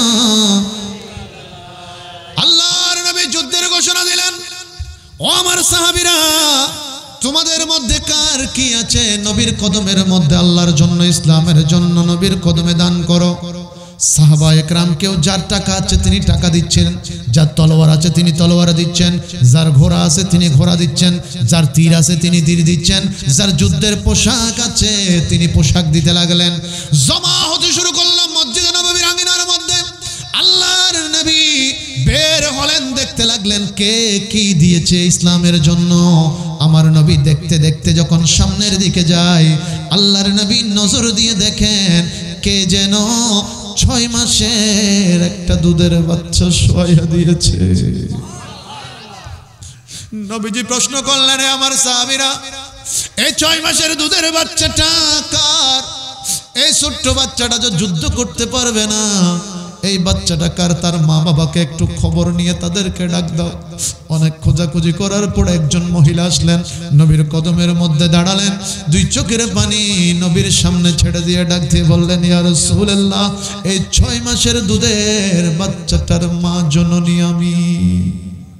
সুবহানাল্লাহ। আল্লাহর নবী ডাক দিলেন, ও আমার সাহাবী মহিলা, উম্মতি, এই তোমার 6 মাসের দুধের বাচ্চাটা যদি দুধ করতে পারবে না, এই দুধের বাচ্চাটা তুমি কেন দান করলে? ইয়া রাসূলুল্লাহ, আল্লাহর কসম করে বলি, আজকে যদি আমার স্বামীটা জীবিত থাকতো, জিন্দা থাকতো, আমি আমার স্বামীকে আল্লাহর নবীর কদমে ইসলামের জন্য দান করে দিতাম। ও মদিনার নবী, আমার স্বামী দুনিয়ার জমিনের মধ্যে নাই। ও নবী, যার ঘরের মধ্যে স্বামী নাই, তার ঘরে টাকা পয়সা ধন দৌলত বলতে কিচ্ছু নাই। ইয়া রাসূলুল্লাহ, আপনি তো যার যা আছে দেওয়ার জন্য বলেছেন। হুজুর, আমার স্বামীটা দুনিয়ার মধ্যে নাই, তাই দিতে পারলাম না। টাকা পয়সা ধন দৌলত কিচ্ছু নাই, তাও দিতে পারলাম না। একমাত্র সম্বল হিসেবে 6 মাসের দুধের বাচ্চাটার মা জননী আমি, আমার সন্তানটা আছে। ডানে ভয়ে কিছু চিন্তা না করে আল্লাহর রাস্তায় ইসলামের জন্য নবীর কদমের মধ্যে আমার একমাত্র সম্বলটা, আমার 6 মাসের দুধের বাচ্চাকে দান করে দিলাম। ইয়া রাসূলুল্লাহ, আমার সন্তান ছাড়া আর কেউ নাই। আল্লাহর নবী ডাক দিয়ে বললেন, সাহাবী মহিলারে, এই সন্তানটার বয়স এত কম, এত এখনো জবান পর্যন্ত খুলে না। ইয়া রাসূলুল্লাহ, মহিলাটা ডাক দিয়ে বললেন, ও নবী, আমার সন্তানের বয়স মাত্র 6 মাস। এই সন্তানটার জবানে এখনো পর্যন্ত কোনো দিন আমি মা জাগটা পর্যন্ত শুনিনি। ইয়া রাসূলুল্লাহ, তারপর ইসলামের জন্য কোরবান করতে চাই, ইসলামের জন্য দান করতে চাই। আল্লাহর নবী জিজ্ঞেস করলেন, ও আমার সাহাবী মহিলা, তোমার এই সন্তানটা যদি যুদ্ধের ময়দানের মধ্যে জন্ম দিয়ে থাকো, এই সন্তান তো তলোয়ার হাতে নিতে পারবে না, ঘোড়ার উপরে উঠে যুদ্ধ করতে পারবে না, এই সন্তানটা তীর মারতে পারবে না, তাহলে সন্তানকে নিয়ে আমি কি করব?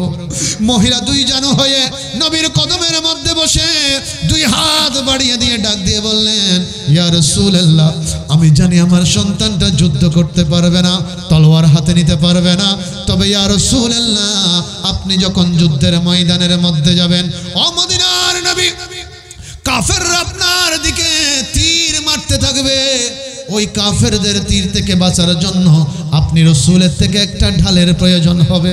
ইয়া রাসূলুল্লাহ, আমি মা জননী ওই সন্তানকে দান করেছি একটা মাত্র কারণে, যুদ্ধের ময়দানে যখন তীরগুলো আসবে, আপনি আমার ছোট্ট 6 মাসের দুধের বাচ্চাটাকে ডাল হিসেবে সামনে ধরবেন। ইয়া রাসূলুল্লাহ, কাফেরদের সমস্ত তীর আমার কলিজার টুকরা সন্তানের কলিজার মধ্যে গিয়ে লাগবে, আমার সন্তানটা কোরবান হয়ে যাবে, শহীদ হয়ে যাবে, তবে আমি মায়ের কোনো দুঃখ থাকবে না একটা মাত্র কারণ আমার সন্তানের জানের বিনিময়ে আমার দয়াল নবী হেফাজতে থাকবে। একটু বড় করে বলেন না সুবহানাল্লাহ, বলেন ইয়া রাসূলুল্লাহ। গোলাপ নিলাম, গাধা নিলাম, নিলাম রজনী, মনের সুখে মালা গাঁথিলাম, সকাল হতে সন্ধ্যা, একবার দেখা দাও যদি ও গো কমলি ওয়ালা, একবার দেখা যদি ও গো কমলি ওয়ালা, হাসি মুখে পড়াবো তোমায় হাজার ফুলের। ইয়া রাসূলুল্লাহ, ইয়া হাবিবাল্লাহ, ইয়া রাসূলুল্লাহ, ইয়া হাবিব। বড় করে একবার বলেন মারহাবা, সালাতুনিয়া।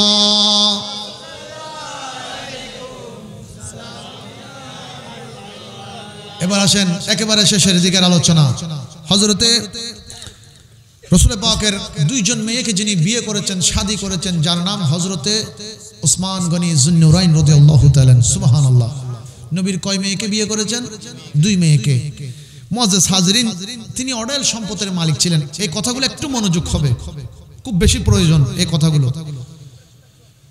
আল্লাহ পাক রব্বুল ইজ্জত মাহবুব নবী বলছেন, নবীর কাছে গিয়ে হযরত উসমান ডাক দিয়ে বললেন, ইয়া রাসূলুল্লাহ, আল্লাহ তো আমাকে অঢেল সম্পদের মালিক বানিয়েছেন। নবী বললেন, হ্যাঁ, তবে ইয়া রাসূলুল্লাহ সাল্লাল্লাহু আলাইহি ওয়াসাল্লাম, আগে আমার সম্পদ কিছুটা কম ছিল, তখন ফরজ নামাজগুলো শেষ করে আমি অনেক সময় পেতাম, যেগুলোতে আমি আলাদা আলাদা বেশি বেশি নফল ইবাদত করতে পারতাম, জিকির আজকার করতে পারতাম, নফল নামাজ পড়তে পারতাম। তবে ইয়া রাসূলুল্লাহ, এই কিছুদিন ধরে আমার সম্পদ এত বেশি বেড়ে গেছে, আমি ওই নফলগুলো পড়ার সময় পাই না, শুধু ফরজগুলোই পড়ি। তো নবী বললেন, উসমান কি করতে হবে? বললেন, ইয়া রাসূলুল্লাহ, আপনি একটু নিয়ম বলে দেন না, যাতে আমার সম্পদ একটু কমে যায় আর আমি ইবাদতগুলো একটু বেশি বেশি করতে পারি। একটু বলবেন, আমি সহ এখানে ইনক্লুড, আমি সহ বলছি, আর হনদিন সম্পদ কমিবেলা হইম না, আর কি হইম দেয়। আমাদের মনের একটা চাহিদা আছে, এটা কোনো খারাপ কিছু না, আমি বোঝার জন্য বলছি। যেমন কোনো রিক্সাওয়ালা এখানে যদি বাবা থাকেন, ওনার হয়তো মনে একটা বাসনা হচ্ছে, ইস যদি আমার একটা সিএনজি হতো। কথা বলেন ঠিক কিনা? যার কাছে হয়তো একটা সিএনজি আছে, ওনার মনের একটা ইচ্ছা হচ্ছে, ইস আমি যদি একটা কারের মালিক হতাম। যার কাছে একতলা বাড়ি আছে, তেনার মনের ইচ্ছা হচ্ছে, ইস আমি যদি 2 তলায় যেতে পারতাম। যিনি 1 ঘন্টা জায়গা পেয়েছেন, তিনি চিন্তা করতেন, আমি যদি আরেক ঘন্টা বাড়িয়ে নিতে পারতাম। আমরা মানুষ চাহিদা থাকতেই পারে, তবে নবী বলছেন, তুমি উপরের দিকে দেখিও না, প্রকৃতপক্ষে যদি খুশি হতে চাও নিচের দিকে দেখো। তুমি রাস্তায় বের হয়েছো, দেখছো একটা মানুষ রাস্তার মধ্যে ঠান্ডার ভেতরে একটা এমনিতে ফাটা সেরা জামা পরে ঘুমাচ্ছে, তুমি মানুষটাকে দেখে আল্লাহ শুকরিয়া আদায় করে বলো, হায় আল্লাহ, আপনি চাইলে আমাকে এই মানুষটার মতো গভীর ঠান্ডার মধ্যে রাতের বেলা আপনি আমাকে বাইরে রাস্তায় ঘুম পাড়াতে পারতেন, তবে আপনি আমার প্রতি এত দয়া করেছেন, ইহসান করেছেন, আমাকে অন্তত বেড়ার ঘরের ভেতরে জায়গা করে দিয়েছেন। সুবহানাল্লাহ। একজন মানুষের হাত নাই, আপনি আমি তাকে দেখে আল্লাহ শুকরিয়া আদায় করে ডাক দিয়ে বলবো, আল্লাহ আপনি চাইলে এই মানুষটার মতো হাত ছাড়া আমাকে বানাতে পারতেন, তবে আপনি ইহসান করেছেন, দয়া করেছেন, আমাকে সবকিছু ঠিকঠাক করে দুনিয়ার জমিনের মধ্যে পাঠিয়েছেন। নবী বলছেন, এটা দেখো, সুখী হতে পারবে, এটার মধ্যে আনন্দ আছে। এবার দেখেন, রাসূল পাক সাল্লাল্লাহু আলাইহি ওয়াসাল্লাম হযরত উসমানকে বললেন, উসমান একটা কাজ করিও, আগামী কালকে থেকে দুপুরের খাবার যদি তুমি ওটের উপরে খাও, রাতের খাবার তুমি ঘোড়ার মধ্যে উঠে খাবে। সুবহানাল্লাহ। এভাবে 1 সপ্তাহ চলে গেছে। উসমান রাদিয়াল্লাহু তাআলা 1 সপ্তাহ পরে এই বিষয়টা নিয়ে নবীর কাছে আসলেন, ইয়া রাসূলুল্লাহ, সম্পদ তো কমার জন্য বলেছিলাম, তবে এখন মনে হচ্ছে কমে নাই, আরো বেড়ে গেছে। আমার নবী মুস্কি হাসি দিলেন।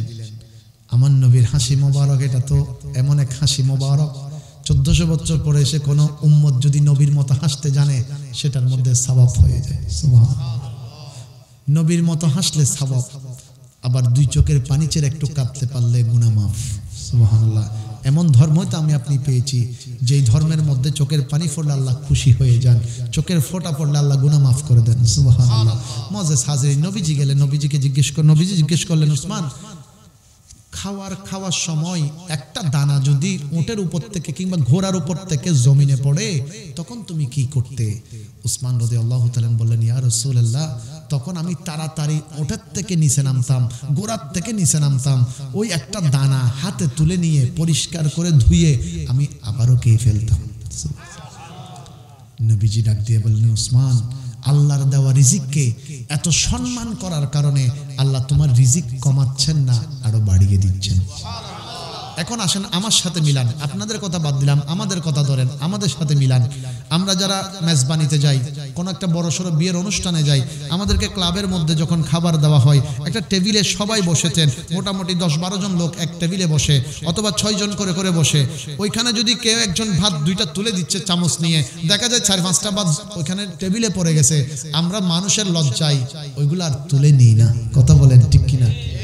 কারণ ওই সাইডে বসে দিয়ে বেজে আবার আরো ফেট্টো হয়ে ডাক মারে, হবু তো হদবা হনদিন নহস ফান কাগর হব না, হইব অথচ নবীজি বলছেন যেটা পড়ে গিয়েছে তোমার রিজিক থেকে চলে যাচ্ছে, এটাকে যদি তাজিম ইজ্জত করতে না পারো, রিজিক এই 5টা আরো 50টাকে টানে নিয়ে চলে যাবে। ওইটাকে সম্মান করো, রিজিকটাকে ইজ্জত করো। রিজিকটাকে সম্মান করতে পারলে আল্লাহ কমাবেন না, আরো বাড়িয়ে দিবেন। সুবহানাল্লাহ। এবার এটাই হচ্ছে নবীর আদর্শ। এই আদর্শে আমাকে আপনাকে চলতে হবে মুআজ্জাজ হাজরিন। সুতরাং কথাগুলো কাউকে ছোট করার জন্য বলছিলাম, প্রত্যেকটা কথা নিজের গায়ের উপর নিচ্ছি। কেন? কারণ আগে আমাকে হেদায়েত হতে হবে। আমাদের তো একটা অভ্যাস আছে, যেমন ধরেন কারো একটা 50 টাকা ফাড়া, এক বন্ধু আরেক বন্ধুকে ওড়ো 50 টাকা কাম ফাড়া চলাই না পারির কি জুম উইটা হদ কিরি আর ফরির দি ফেলেস টগিলি হন্টগ ওই জন্য মাথার দাবাজি টগিলি হন্টগ ফইটগ তো আর মতো ফিটফাট মানুষ যদি 50 টাকা এরকম চলাই না পারি ফইরে কেন চলাইবো মাথার না, ঠিক কিনা? আরো কিছু আরো উন্নত মানের পরামর্শ আছে। আরেকজন আছে কি ইয়ডিন চলাই না পারি কিরম ফরির দিলি ফরির নলার কিরম যায় হতে কেন করবি রাত্রি আন্ধার হয়ে যালি কারণ জালি কই বুঝ্যত দোয়ানো যায় কিছু একটা ফেলেস হাত দোয়ানো যায় টগিলি হন্টগ হারই চোখে টান না ভাই আন্ধারা বুধুর বুঝ্যের যায় 50 টাকা হাম করে দিই মনে করো তো বাজি 50 টাকা হাম করে দিই মানে বহুত কিছু কি মাল্লার, অথচ 50 টাকার হারণে আর হাসে 50,000 লস হয়ে যাবো। কথা ঠিক কিনা? কারণ আর ইনসাফ ন করিল, ইনসাফ করানোর মালিক হন, বড় করে হন মালিক হন আল্লাহ। এতাল্লাই উগ্র হাদিস দি শেষ করির গভীর মনোযোগ। আর নবী এই যে আর বিশেষ করে আর দেখি দিই বহুত জায়গা এতিম বাপ মরে গিয়ে হঠাৎ করি, আল্লাহ প্রত্যেকের বাপরা হায়াত দান করো আমিন। হঠাৎ যে বাপ মারা যায় দেখা যাচ্ছে এলাকার মধ্যে কিংবা ঘরের আশেপাশে আত্মীয় স্বজনের মধ্যে ওই এতিমি বেড়ে বড় বড় করে মাহরুম করার বিভিন্ন জিনিস কি করার মাহরুম করার। অথচ নবী হাদিসে কৃষিকে ইয়ারারে ইন সমাজ পরিবর্তন হলে বেশি প্রয়োজন। আর হাসে এতিমুদ্দাম নাই, কিন্তু নবীর হাসে মাথার না আছে না নাই? আল্লাহর হাসে এতিমুদ্দাম আছে না নাই? কেন দরুদ শরীফ পড়ুন সূরা দুনিয়া।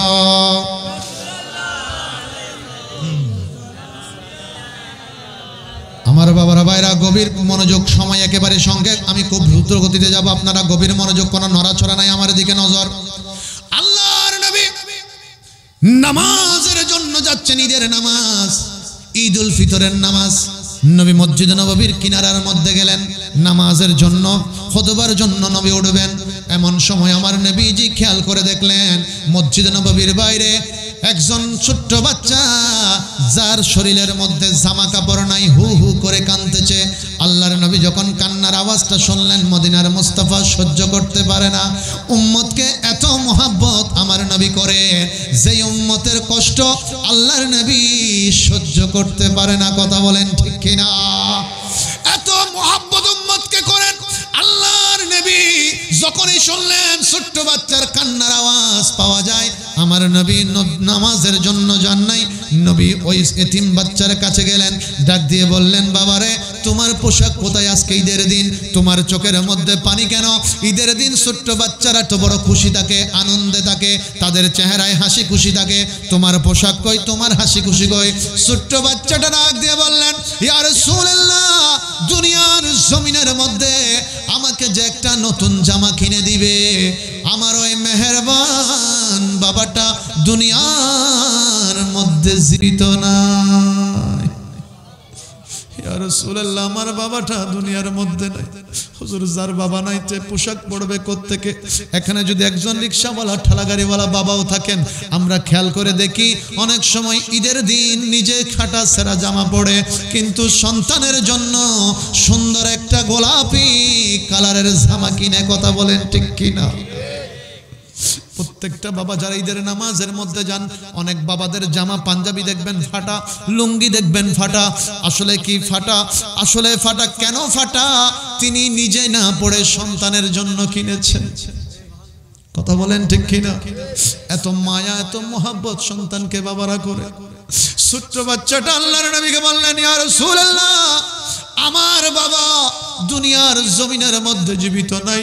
হুজুর, যার বাবা নাই সে পোশাক পরবে কোত্থেকে? নতুন জামা কোথায় পাবে?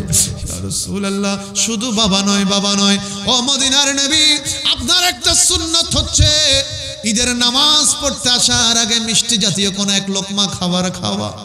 ও মদিনার রাসূল, আমার মুখের মধ্যে যে এক লোকমাকে খাবার তুলে দিবে, আমার ওই মেহেরবান মা জননী ও দুনিয়াতে নাই। ইয়া রাসূলুল্লাহ, যার মা নাই, যার বাবাও নাই, তার আবার কিসের ঈদ, কিসের খুশি? ইয়া রাসূলুল্লাহ, সেজন্য আমি দুঃখে কান্দি। আল্লাহর নবী কি শিক্ষা দিলেন উম্মত? নবীর আদর্শ কি আমরা আজকে বাস্তবায়ন করতে হবে। আল্লাহর নবী নামাজের ইমামতির জায়গার মধ্যে যাই নাই, এতিম বাচ্চাটাকে হাতটা ধরলেন, নবী সামনের দিকে রওনা করলেন। মা আয়েশা সিদ্দিকার ঘরের মধ্যে গিয়ে আল্লাহর নবী টক টক করে শব্দ করলেন। হযরতে মা আয়েশা সিদ্দিকা দরজাটা খুললেন, নবীকে দেখা মাত্র প্রশ্ন করলেন, ইয়া রাসূলুল্লাহ, মাত্র তো নামাজে গেলেন, এখনো তো মনে হয় না নামাজ শেষ হয়েছে, এত তাড়াতাড়ি চলে আসলেন যে? আল্লাহর নবী ডাক দিয়ে বললেন, আয়েশা, আমার পিছনে লক্ষ্য করো, তোমার জন্য আমি একটা ইয়েতিম মেহমান নিয়ে এসেছি। আর একটু বড় করে বলেন না, মোহাব্বতের আওয়াজে বলেন সুবহানাল্লাহ। আয়েশা, তোমার জন্য একটা ইয়েতিম মেহমান নিয়ে এসেছি। আয়েশা, যদি সম্ভব হয় তাকে মায়ের আদর দিয়ে কয়েক লোকমা খানা খাওয়াইয়া দাও। আয়েশা, যদি ঘরের মধ্যে নতুন কোন চাদর থাকে, এই বাচ্চাটাকে একটু চাদর পরিয়ে দাও। আয়েশা সিদ্দিকা ছোট্ট বাচ্চাটাকে একটা চাদর পরিয়ে দিলেন, কয়েক লোকমা খাবার খাওয়াইয়া দিলেন। খাওয়া দাওয়া যখন শেষ হয়ে গেল, আল্লাহর নবী এবার বাচ্চাটাকে কাছে নিলেন, বুকের মধ্যে নিয়ে আল্লাহর নবী ছোট্ট বাচ্চাটার চোখের পানি মুছে দিলেন, আদর করে মোহাব্বত করে নবীজি এবার ডাক দিয়ে বললেন, ও আমার দুনিয়ার জমিনের এতিম বাচ্চা, আজকে তুমি একটু আমার কথা শোনার জবাবটা দাও। আজকে থেকে যদি আমি মদিনার নবী তোমার বাবা হয়ে যায়, আমার বিবি আয়েশা যদি তোমার মা হয়ে যায়, বলো তোমার জীবনে আর কোনো দুঃখ থাকবে না। ছোট্ট বাচ্চাটা ইয়েতিম মা হারা বাবা হারা সন্তানটা আমার নবীজির কদমটাকে ধরলেন আর ডাক দিয়ে বললেন, ইয়া রাসূলুল্লাহ, আল্লাহর কসম করে বলি, আপনি যদি আমার বাবা হয়ে যান, হযরতে আয়েশা যদি আমার মা হয়ে যায়, আমার জীবনে আর কোনো দুঃখ থাকবে না। আল্লাহর নবী এবার নামাজের দিকে গেলেন, নামাজ শেষ করলেন, খুতবা শেষ। সাহাবা একরামদের উদ্দেশ্যে আল্লাহর নবী ছোট্ট বাচ্চাটার হাতটা টান দিয়ে ধরলেন, সবাইকে জানিয়ে দিলেন, আমার সাহাবীরা তোমরা শোনো, কিয়ামত পর্যন্ত যারা সাহাবা একরাম আসবে, যারা কিয়ামত পর্যন্ত উম্মতরা আসবে, তাদেরকে জানিয়ে দিবে। সাহাবীরা অবাক নয়নে তাকিয়ে আছেন। একজন ইয়েতিমকে আল্লাহর নবী ওনার মিম্বরের মধ্যে নবীর পাশে জায়গা করে দিয়েছেন। আল্লাহর নবী এতিমটার হাতটা টান দিয়ে উপরে ধরে বললেন, আমার সাহাবীরা, আমি রাসূল তোমাদেরকে ঘোষণা দিয়ে দিলাম, তোমরা যদি কোনোদিন তোমাদের সামনে কোনো ইয়েতিম সন্তান পাও, কোনো ইয়েতিমকে পাও, মা হারা বাবা হারা কোনো সন্তান পাও, তার মাথার উপর একটু হাতটা বুলাইয়া দিও।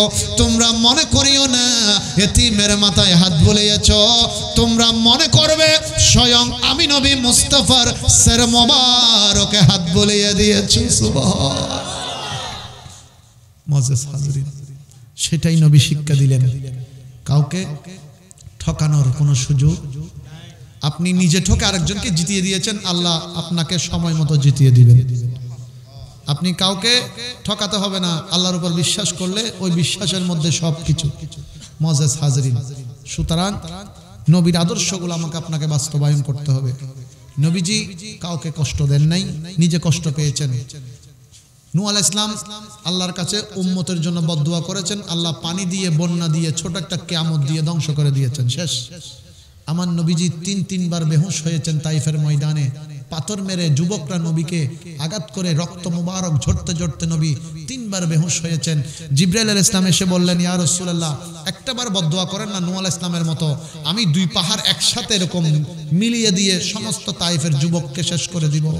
মদিনার মুস্তাফা, আমার আপনার প্রাণের নবী, জিন্দা নবী, কামলি ওয়ালা নবী 2 চোখের পানিগুলো ছেড়ে দিয়ে ডাক দিয়ে বললেন, জিবরাইল, কোন উম্মতের জন্য বদদুয়া করতে বলছো?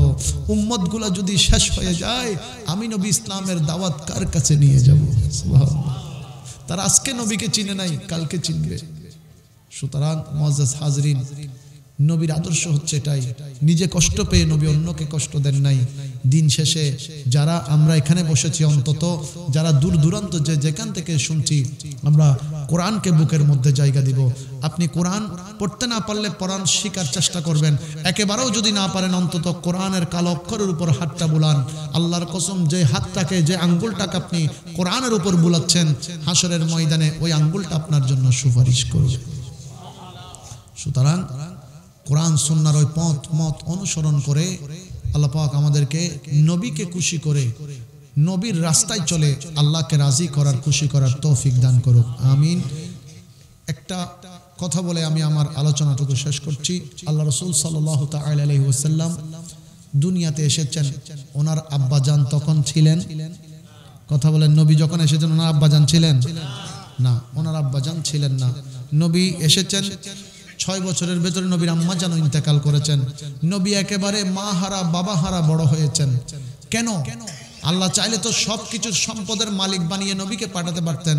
আল্লাহ উম্মতগুলোকে শিক্ষা দিয়েছেন, ছোট থেকে নবী ধৈর্য ধরে আমাদেরকে শিক্ষা দিয়েছেন। অধৈর্য হলে চলবে না, যে ধৈর্য ধরেছে আল্লাহর রহমত তার সঙ্গেই থাকবে।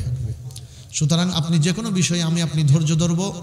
আল্লাহ পাক মনে হচ্ছে আমার আপনার পিঠ দেওয়ালে ঠেকে গেছে, তবে আল্লাহর উপর যদি আমি আপনি পরিপূর্ণ বিশ্বাস রাখতে পারি, আল্লাহ পাক আমার আপনার জন্য দেওয়ালের ভিতর থেকেও রাস্তা বের করে দিবেন। ক্ষমতা আল্লাহর আছে না নাই? আছে। আল্লাহ পাক আমাদেরকে বুঝার তৌফিক দান করুক। মা বোন যারা এসেছেন, মা বোনদের এই আশাকে আল্লাহ পাক কবুল করুন। বিশেষ করে খাতুনে জান্নাত মা ফাতেমাতুজ জাহরা রাদিয়াল্লাহু তাআলা আনহার যে আদর্শ, আল্লাহ পাক সেটা আমাদের জীবনের মধ্যে বাস্তবায়ন করার তৌফিক দান করুক, আমিন। মা ফাতেমা বলছেন হযরতে মাওলা আলী শেরা হুদাকে, যে প্রাণের স্বামী ঘরের মধ্যে কোনো খানা নাই। 1-2 মিনিটে শেষ হচ্ছে, গভীর মনোযোগ, মা বোনদের জন্য বলছি। মাওলা আলী শেরা হুদা সাথে সাথে ঘর থেকে বের হয়ে গেলেন, একজন ইহুদির কাছে গেলেন, কোনো কাজ আছে? ইহুদি বললেন একটা কাজ আছে, তবে আমার একটা কূপ আছে ঘরের সামনে, এটা অনেক গভীরে, যেই কেউ পানি তুলতে পারে না, অনেক শক্তি লাগে পানি তুলতে, আপনি যদি পানি তুলে দিতে পারেন, 1 বালতি পানি তুলে দিলে আপনাকে আমি 2টা করে খেজুর দিব। ইহুদি বলছেন মাওলা আলীকে, মনোযোগ, 1 বালতি তুলে দিবে, কয়টা খেজুর? 2টা করে খেজুর। মাওলা আলী শেরা হুদা গেলেন, পানি তুলতে লাগলেন, প্রত্যেক বালতিতে 2টা করে খেজুর পাচ্ছেন, 2 খোশ পুড়িয়ে গেল। খেজুর পেলেন কমপক্ষে 20-25 ধরেন 30টা খেজুর তিনি পেয়ে গেলেন, 2 খোশ পুড়িয়ে গেল। মাওলা আলী এবার ওই ইহুদিকে বললেন, ভাই আমি আর কাজ করব না। ইহুদি বলছেন, ভাই কেন করবেন না? এবার ইহুদি লোভে ফেলতে চাচ্ছে। ইহুদি বলছে, আলী এতক্ষণ 1 বালতিতে 2টা করে খেজুর দিয়েছি, যে খেজুরগুলো আপনার 2 হাতে জমেছে, এখন যদি আপনি আমাকে 1 বালতি করে তুলে দেন, আমি আপনাকে 1 বালতির বিনিময়ে এই 2 খোশ পরিমাণ খেজুর দিব। লোভ দেখালেন। মাওলা আলী বললেন, ভাই আমাকে লোভ দেখায় না, আমি লোভের মধ্যে পড়িনি। কেন? আজকে আমার ছেলে হাসান হুসাইনকে নিয়ে, আমার বিবি ফাতেমাকে নিয়ে খাওয়ার মতো মোটামুটি আমার হাতের মধ্যে খেজুর হয়ে গেছে, রিজিকের ব্যবস্থা হয়ে গেছে।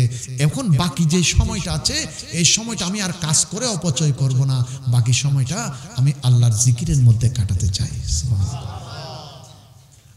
তখন ইহুদি বলতে লাগলেন, আলী একটু বাড়িয়ে যদি করেন আগামী কাল খেতে পারবেন, আগামী কালকেও খেতে হবে না?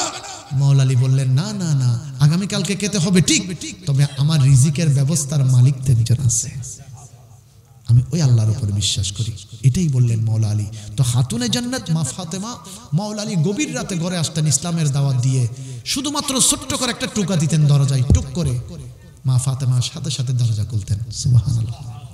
মাওলা আলী একদিন বললেন, ফাতেমা ঘরের মধ্যে 2টা বাচ্চা আছে ছোট ছোট, তাদের ঘুমের ডিস্টার্ব না হয় মতো আমি খুব ছোট্ট করে দরজায় আঘাত করি গভীর রাতে, তারপরও কেমনে এত তাড়াতাড়ি তুমি দরজা খোলো? মা ফাতেমা বললেন, ও প্রাণের স্বামী হযরত আলী, যেদিন আল্লাহর নবী আমাকে আপনার ঘরে পাঠিয়ে দিচ্ছেন, নবীর হুজরা থেকে, নবীর ঘর থেকে, নবী আমাকে বুকের মধ্যে নিয়ে বলেছেন, ফাতেমা আমার আলী ইসলামের জন্য অনেক কষ্ট করে, আমার আলী গভীর রাতে যেন ঘরের দরজায় দাঁড়িয়ে থাকতে না হয়। হযরতে মা ফাতেমা মাওলা আলীকে বলছেন, আলী, হযরত আলী, যখন আপনি গভীর রাতে ঘরের বাইরে থাকেন, আমি হাসনান কারিমাইন 2 ছেলেকে ঘুম পাড়িয়ে দরজার সাথে হেলান দিয়ে দাঁড়িয়ে থাকি, যাতে আপনার দাঁড়িয়ে থাকতে না হয়, আপনি টুকা মারার সাথে সাথে যাতে দরজা খুলতে পারি, আপনি এসে টুকাটা দরজায় মারেন না, ওই টুকাটা এসে আমি ফাতেমার পিঠ মোবারকের মধ্যে লাগে। সুবহানাল্লাহ। এটাই হচ্ছে স্বামী স্ত্রীর মহব্বত। একে অন্যকে সম্মান করব, শুধু স্বামীরা খেদমত পাবো এটা নয়, বিবিদেরও কি আছে? হক আছে। আমরা শুধু স্বামী পাবো তাই নয়, বিবিদেরও হক আছে। হযরতে উসমান রাদিয়াল্লাহু তাআলা এই যে বদরের যুদ্ধ করতে যান নাই, আমরা শুনেছি 313 জন যুদ্ধ করেছেন, আসলে করেছেন 312 জন। উসমান রাদিয়াল্লাহু তাআলা যুদ্ধে যান নাই। নবী বললেন, উসমান আমার মেয়ে কেমন আছে? যখন তিনি যুদ্ধের জন্য যাচ্ছেন তখন, আমার মেয়ে কেমন আছে, তোমার বিবি? উসমান রাদিয়াল্লাহু তাআলা বললেন, হুজুর আমার বিবি আপনার মেয়ে তো একটু অসুস্থ। নবী বললেন, তুমি যুদ্ধে যেতে হবে না। উসমান বললেন, হুজুর ইসলামের প্রথম যুদ্ধ যে। নবী বললেন, না উসমান যেতে হবে না, ঘরের মধ্যে থেকে আমার মেয়ে তোমার বিবির খেদমত করো, আমি রাসূল তোমাকে বদরের সাহাবীদের সওয়াব দান করে দেব।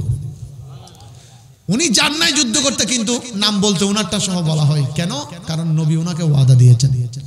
সুতরাং ঘরের মধ্যে যাদের আমাদের বিবিরা আছে তাদেরও কি করতে হবে? দেখাশোনা করতে হবে, হক আদায় করতে হবে। আমরা বিবিকে গালি দেওয়া মানে একদম বড় হয়ে যাওয়া নয়, বিবির হক বিবিকে না দেওয়া মানে বড় আমি একদম বড় অনেক বিশাল বড় কিছু হয়ে গেছে, এটা নয়। সম্মান দিতে হবে। নবী দিয়েছেন। মায়েশা সিদ্দিকা বলেছেন, আমি রুটি বানালে নবী সেটা গরম করে দিতেন। ইতারা সুবহানাল্লাহ না হদ্দে হদে গরজ যায় আবার রুটি বানায় যদি বুঝতে এতাল্লাই অবাজি নবী ফাইলে আই কেন পাইতাম, চেষ্টা করিবেন। মায়েশা সিদ্দিকা রাদিয়াল্লাহু তাআলা আনহা নবীর সামনে হানা দিয়ে লবণ হয় নাই, নবীজি এক লোকমা খেলেন, খাওয়ার পরে ডাক দিলেন, আয়েশা কাছে আসো। এক লোকমা মায়েশাকে খাওয়াইয়া দিলেন। সুবহানাল্লাহ। মায়েশা সিদ্দিকা রাদিয়াল্লাহু তাআলা দুই হাত জোর করে নবীকে বললেন, ইয়া রাসূলুল্লাহ আমাকে ক্ষমা করে দেন, লবণ হয় নাই, আমি তো বুঝতে পারি নাই, তাড়াহুড়ার ভিতর খেয়াল ছিল না। আর হইলি বাসর ফ্লেট জিয়ান আছে ইয়ান্দি মাথা বার দিব না নদিব। হ্যাঁ আয় গোড়া দিন হাম করি আজ তুই কি হাম করলি দিন নুন সারাবার। হায় হায় আর নবী গাল দম বলছি না, বউরে দমক দম বলছি না, নিজেও হাবাই দিয়ে রে। মায়েশা সিদ্দিকা 3 বার মাফ চাই। নবীজি বললেন, আয়েশা এতবার ক্ষমা চাইতে হবে না, এতবার কেন ক্ষমা চাচ্ছ? আয়েশা আজকে যদি খাবারে লবণ কম না হতো আমি নবী তো তোমাকে খাওয়াইও দিতাম না। দেখেন নবী সম্মানটা দিয়েছেন, ইজ্জতটা দিয়েছেন। তাই আমার এখানেই শেষ করছি কথাগুলো বলে, আমরা সমাজকে সুন্দর করতে হবে। বাবা আমার আপনার সমাজ সুন্দর কখন হবে? যখন আমি আপনি পরিবর্তন হব। কথা বলেন ঠিক কিনা? আজকের আমার এই পশ্চিম কয়েস ইসলামী তরুণ সংঘের ভাইদের কথা তারা কখনো শুনেছে কিনা আমি জানি না। আমি তাদের কথা শুধু চট্টগ্রামে নয়, চট্টগ্রামের বাইরে যেখানে গিয়েছি আমি অনেক জায়গায় এই ভাইগুলার কথা বলেছি। কারণ তারা এমন এক মুহূর্তে মাহফিলটা করে যে সময়ে বাংলার জমিনের প্রায় 70% যুবক অন্যান্য জায়গার মধ্যে গিয়ে, কক্সবাজার গিয়ে, অন্য কোনো সমুদ্র সৈকতে গিয়ে, অন্য কোনো বেড়ানোর জায়গায় গিয়ে তারা মস্তি মাজা করছে, তারা গান শুনছে, লাফালাফি নাচানাচি করছে। ওই মুহূর্তে অন্যরকম একটা আয়োজন নিয়ে, ইসলামের কথা নিয়ে, কোরআন সুন্নাহর বাগান সাজিয়ে এই পশ্চিম কুয়াশ ইসলামী তরুণ সংঘের ভাইয়েরা নবীর বাগান সাজিয়ে দিয়েছে। সুবহানাল্লাহ। এটা আমি মনে করি পুরো বিশ্বের মুসলমানদের জন্য একটা আদর্শ। এটা আমি ব্যক্তিগতভাবে মনে করি। কারণ আল্লাহ এবং রসুলের নাম দিয়ে, কোরআনের আয়াত দিয়ে যখন নতুন বছর শুরু হবে, সেটাই আমাদের জন্য নিয়ামতের বছর হবে। আল্লাহ পাক কবুল করুন, আমিন। আমার এই ভাইগুলোর জন্য আপনারা দোয়া করবেন। আপনাদের দোয়া আছে বিদায় তারা প্রতি বছর মাশাআল্লাহ দিন দিন তারাক্কির দিকে, উন্নতির দিকে যাচ্ছে। তারা শুধু মাহফিল করে তাই নয়, আপনারা জানেন তারা সেবামূলক অনেকগুলো কাজ করে। তাদের কাজগুলো আমি বলতে গেলে হয়তো 1 ঘন্টা লাগতে পারে, সেদিকে যাচ্ছি না। শুধু দোয়ার জন্য বলছি, তারা অসহায়দেরকে সাহায্য করে, কোনো মেয়ের বিয়েতে সাহায্য করে, তারা কোনো গরিব মিসকিন দেখলে সেখানে সাহায্য করে, কারো ঘরের কাজ করতে হলে সাহায্য করে, রাস্তাঘাটের জন্য তারা যতটুকু পারে চেষ্টা করে। সেই জন্যই বলছি এই ভাইগুলোর জন্য দোয়া করবেন। আল্লাহ পাক যেন আপনাদের দোয়ার উসিলায় তাদেরকে দুনিয়া আখিরাত উভয় জগতে ইজ্জত, সম্মান, মর্যাদার জিন্দেগি আল্লাহ যেন দান করে, আমিন। আসেন, গভীর রাত হয়েছে, মহব্বতের একটা আওয়াজ হবে। সবাই মিলে, কারো জবান বন্ধ থাকবে না, সবাই মিলে মহব্বত একটা নারায় দিব। আমরা অন্যান্য সংস্কৃতির ভাইয়েরা তারা এই নিয়ে আর পালন করছে অন্য কিছু দিয়ে। আমরা সুন্নিরা পশ্চিম কুয়াইশের জমিনের আশেকে রাসূল আল্লাহর বান্দারা, আমরা আল্লাহর নাম এবং নবীর নামে স্লোগান দিয়ে নতুন বছরকে বরণ করব। সবাই মিলে 2 হাত তুলে নারে তাকবীর, নারে রিসালাত, নারে গাউসিয়া, জশ্ন ঈদে মিলাদুন নবী। পশ্চিম কুয়াইশ ইসলামী তরুণ সংঘ বড় করে বলেন মারহাবা। মদিনা ওয়ালার দেশ আশিক জাহান যায়, মদিনা ওয়ালার দেশ যায়, হয়ে জাগানো মদিনা আয় তো সায়, হয়ে জাগানো মদিনা, মদিনা ওয়ালার দেশ আশিক জাহান যায়।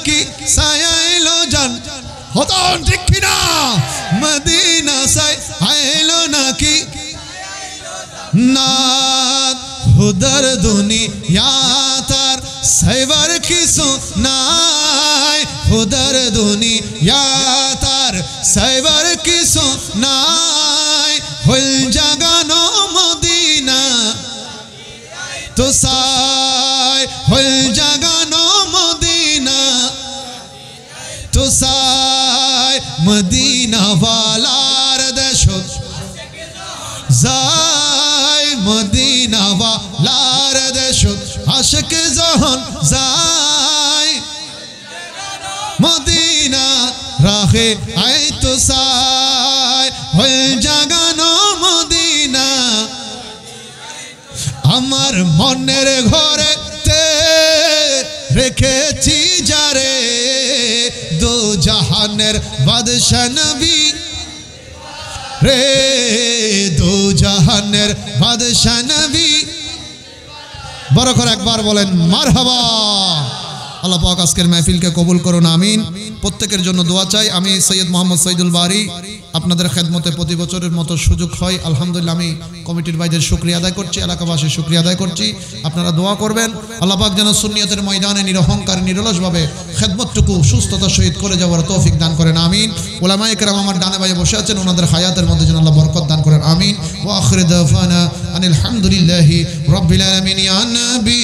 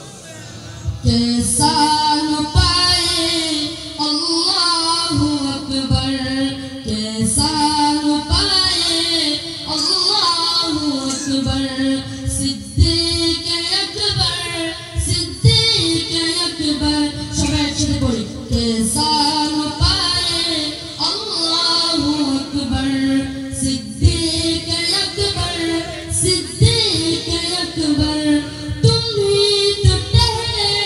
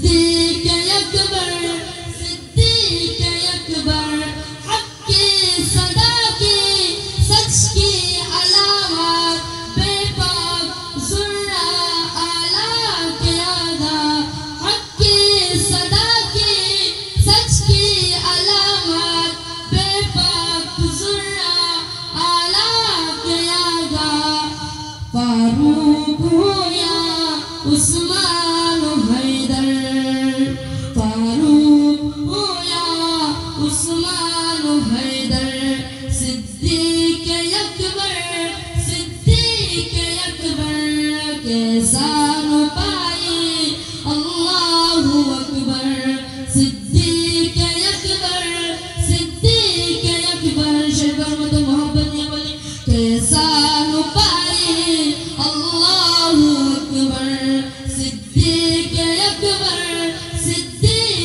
अकबर या इलाही सदक़े सिद्दीक अकबर खलीफतुर रसूल सलामी आज जाना वो कबूल मदीने के साथ हजारों सलाम मदीने के साथ लाखों सलाम मदीने के साथ करोड़ों सलाम मदीने के साथ बेखुद सलाम बलगुल उला बिकमालिही कशफत दुजा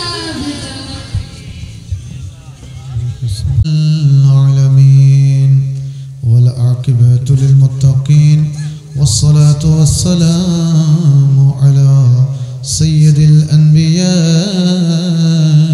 والمرسلين رب العالمين পশ্চিম কয়েস ইসলামী তরুণ সংঘের উদ্যোগে অষ্টমবারের মতো আজকের এই মাহফিলে শুরু থেকে শেষ পর্যন্ত যা কিছু আদায় হয়েছে আল্লাহ ভুল ত্রুটি ক্ষমা করে তোমার রহমতের নূরানি দরবারে পাক কবুল করে নাও রব্বুল আলামিন আমাদের প্রত্যেকের পক্ষ থেকে সওয়াব করা হাদিয়াতান তওফাতান সোনার মদিনাতুল মুনাওয়ারায় দয়াল নবী সৈয়দুল মুরসালিন ইমামুন নবিয়্যিন খাতামুন নবিয়্যিন রাহমাতাল লিল আলামিন নূর নবীজির নূরানি রওজায়ে পাকে পৌঁছায়া দাও খাস করে আল্লাহ পাক হযরত সৈয়দনা খলিফাতুর রাসূল সৈয়দ হুজুর সৈয়দনা সিদ্দিক আকবর রাদিয়াল্লাহু তাআলা আনহুর নূরানি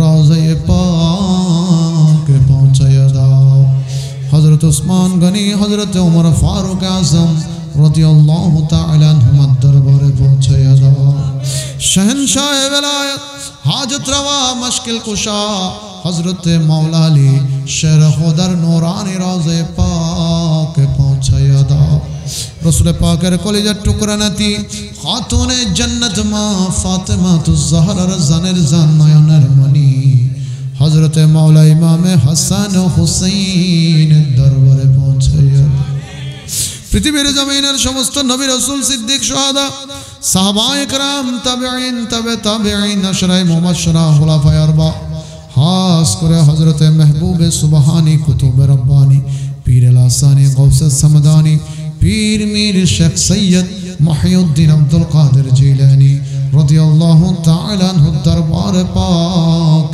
পৌঁছায়া দাও হিন্দাল ওয়ালি খ্বাজায়ে খ্বাজাগা बंदाए नवाज आते रसूल माइनुल मिल्लत वद्दीन हुजूर सैयदना ख्वाजा गरीब नवाज अजमेरी दरबारे पहुँचाया दाओ अल्लाह बांग्लार जमीने 360 आउलिया থেকে শুরু করে 12 আউলিয়া পর্যন্ত প্রত্যেকের দরবারে দরবারে পৌঁছায়া দাও খাস করে গৌসুল আজম মাইজ ভান্ডারী হযরতে বাবা ভান্ডারীর দরবারে পৌঁছায়া দাও হযরত আজিজুল হক शेर बंगाल दरबार पाके पहुँचाया दाओ शहनशाह श्रीकोटेर नूरानी रोज़े पाके पहुँचाया दाओ हुज़ुर अल्लामा तैयब शाह हुज़ुर क़िबला आलमेर दरबारे पहुँचाया दाओ बारिया दरबार शरीफेर आला हज़रत नाइबे गौसुल वरा हज़रत शाह जिबारी दादाजान क़िबला आलमेर नूरानी रोज़े पाके पहुँचाया दाओ रब्बुल आलामीन অত্র এলাকার পশ্চিম কয়েসের জমিনের মধ্যে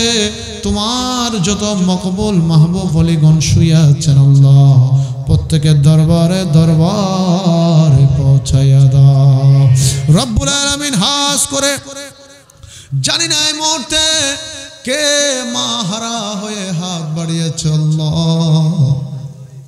জানি না আজকে কার মা পুকুর পারে ঘুমায় আছে আল্লাহ আল্লাহ জানি না কার বাবা মসজিদের পাশে কবরস্থানে শুয়ে আছে আল্লাহ রব্বুল আলামিন এই যে মা বড় মেহেরবান মা শীতকাল যে এসেছে সন্তান রাতের বেলা গভীর রাতে ছোট্ট অবস্থায় প্রস্রাব করে করে রাতে কাঁথাগুলো ভিজিয়ে দেয় মা জননী গভীর ঠান্ডার ভিতরেও সন্তানের জন্য নিজের আঁচলটা বিছায়া দেয় আল্লাহ বাবা বড় মেহেরবান বাবা যেই বাবা কোনোদিন নিজের খবর চিন্তা করে না কথা চিন্তা করে না সন্তানের সুখের জন্য, খুশির জন্য ওই বাবাটা নিজের জান পর্যন্ত কোরবান করে ফেলে। আল্লাহ নিজে ফাটা ছেঁড়া জামা পরে আর সন্তানকে নতুন জামার ব্যবস্থা করে দেয়। আল্লাহ আজকে জানি না কার কার ওই মেহেরবান মা বাবা কবরের মধ্যে ঘুমিয়ে আছে। আল্লাহ প্রত্যেকের মা বাবার কবরকে তুমি জান্নাতের বাগান বানাইয়া দাও রব্বুল আলামিন। হাস করে অনেকে শ্বশুর শাশুড়ি হারিয়েছেন, ভাই বোন হারিয়েছেন, পাড়া প্রতিবেশী হারিয়েছেন, উস্তাদ মুরব্বী হারিয়েছেন। আল্লাহ অনেকে স্বামী হারিয়েছেন, আবার অনেকে বিবি হারিয়েছেন।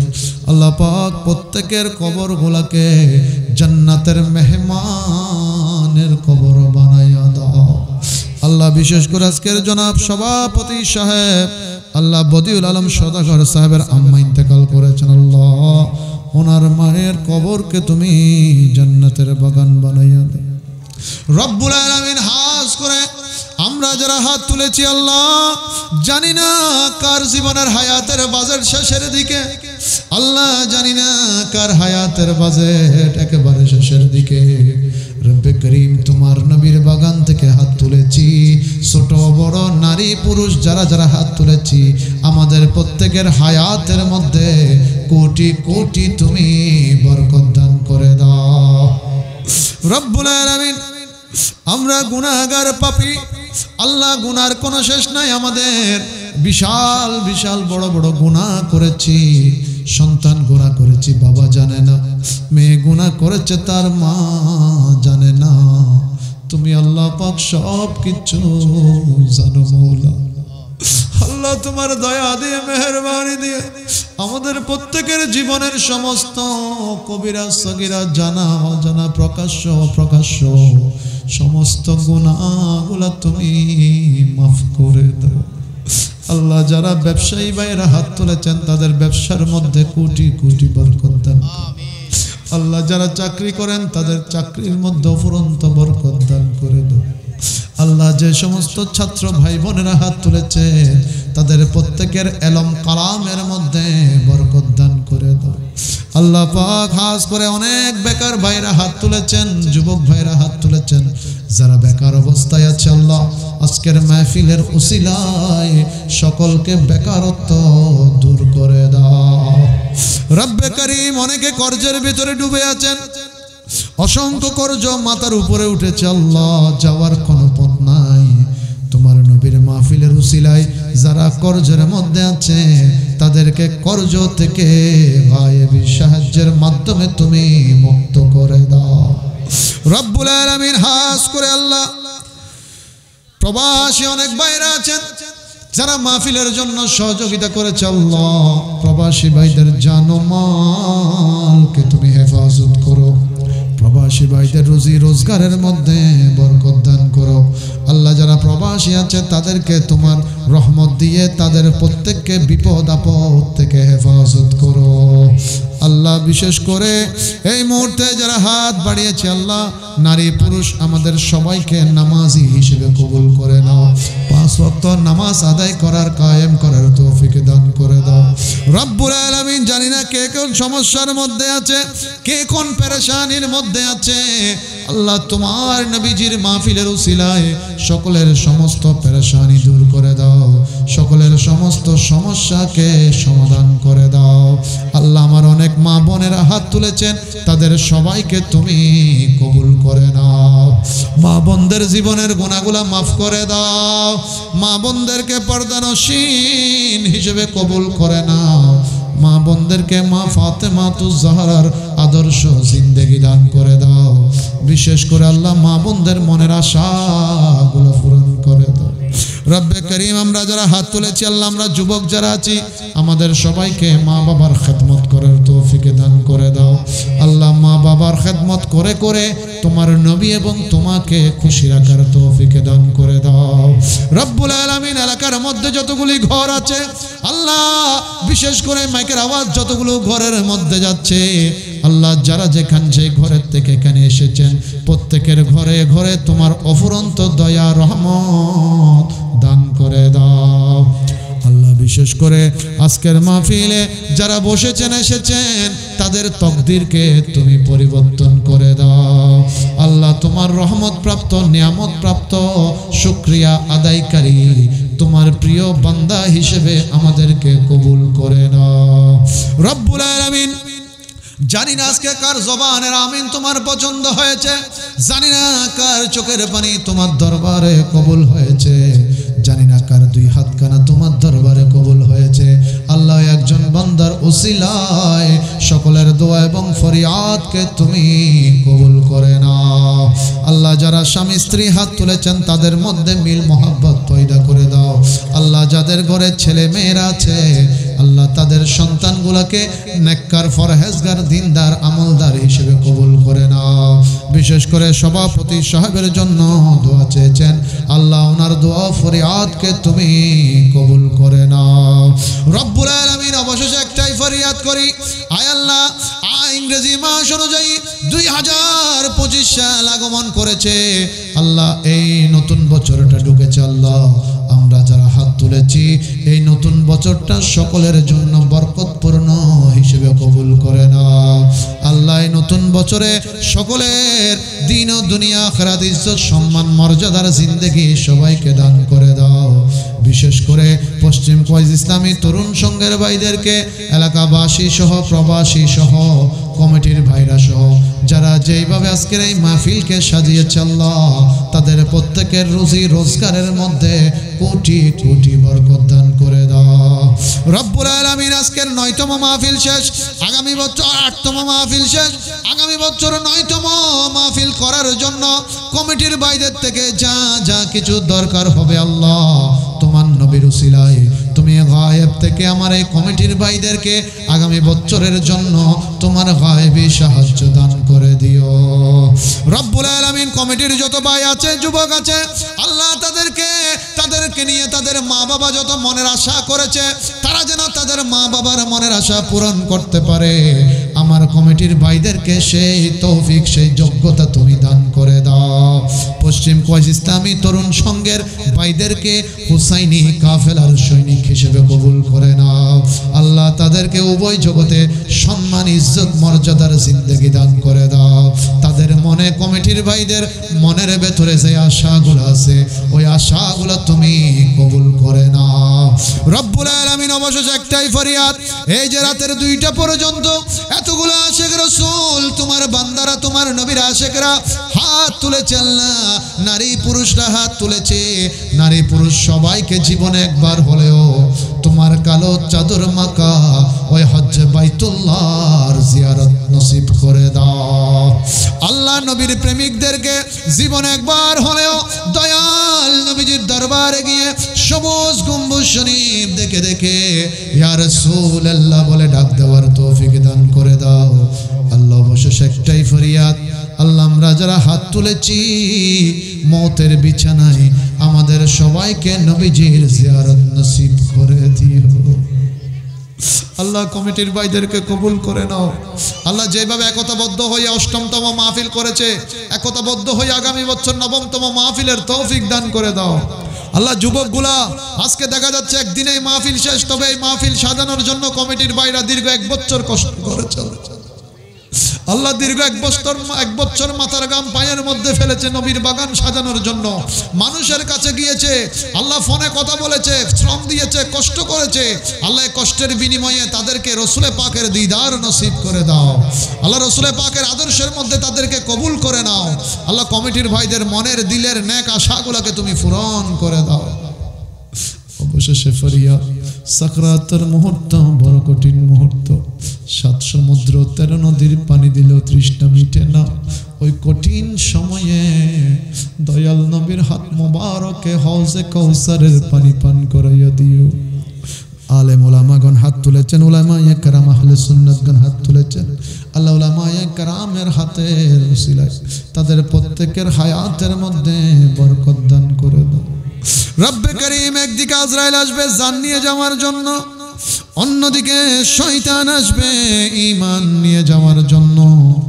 ওই কঠিন মুসিবতের টাইমে দয়াল নবীর চেহারা মোবারক দেখে দেখে আমাদের মুর্দা কলবকে জিন্দা করে দিয়ে আল্লাহ তোমার নবীর ওই কালেমাটুকু আমাদের মুখের মধ্যে জারি করাই দিও লা ইলাহা ইল্লাল্লাহু মুহাম্মাদুর রাসূলুল্লাহ।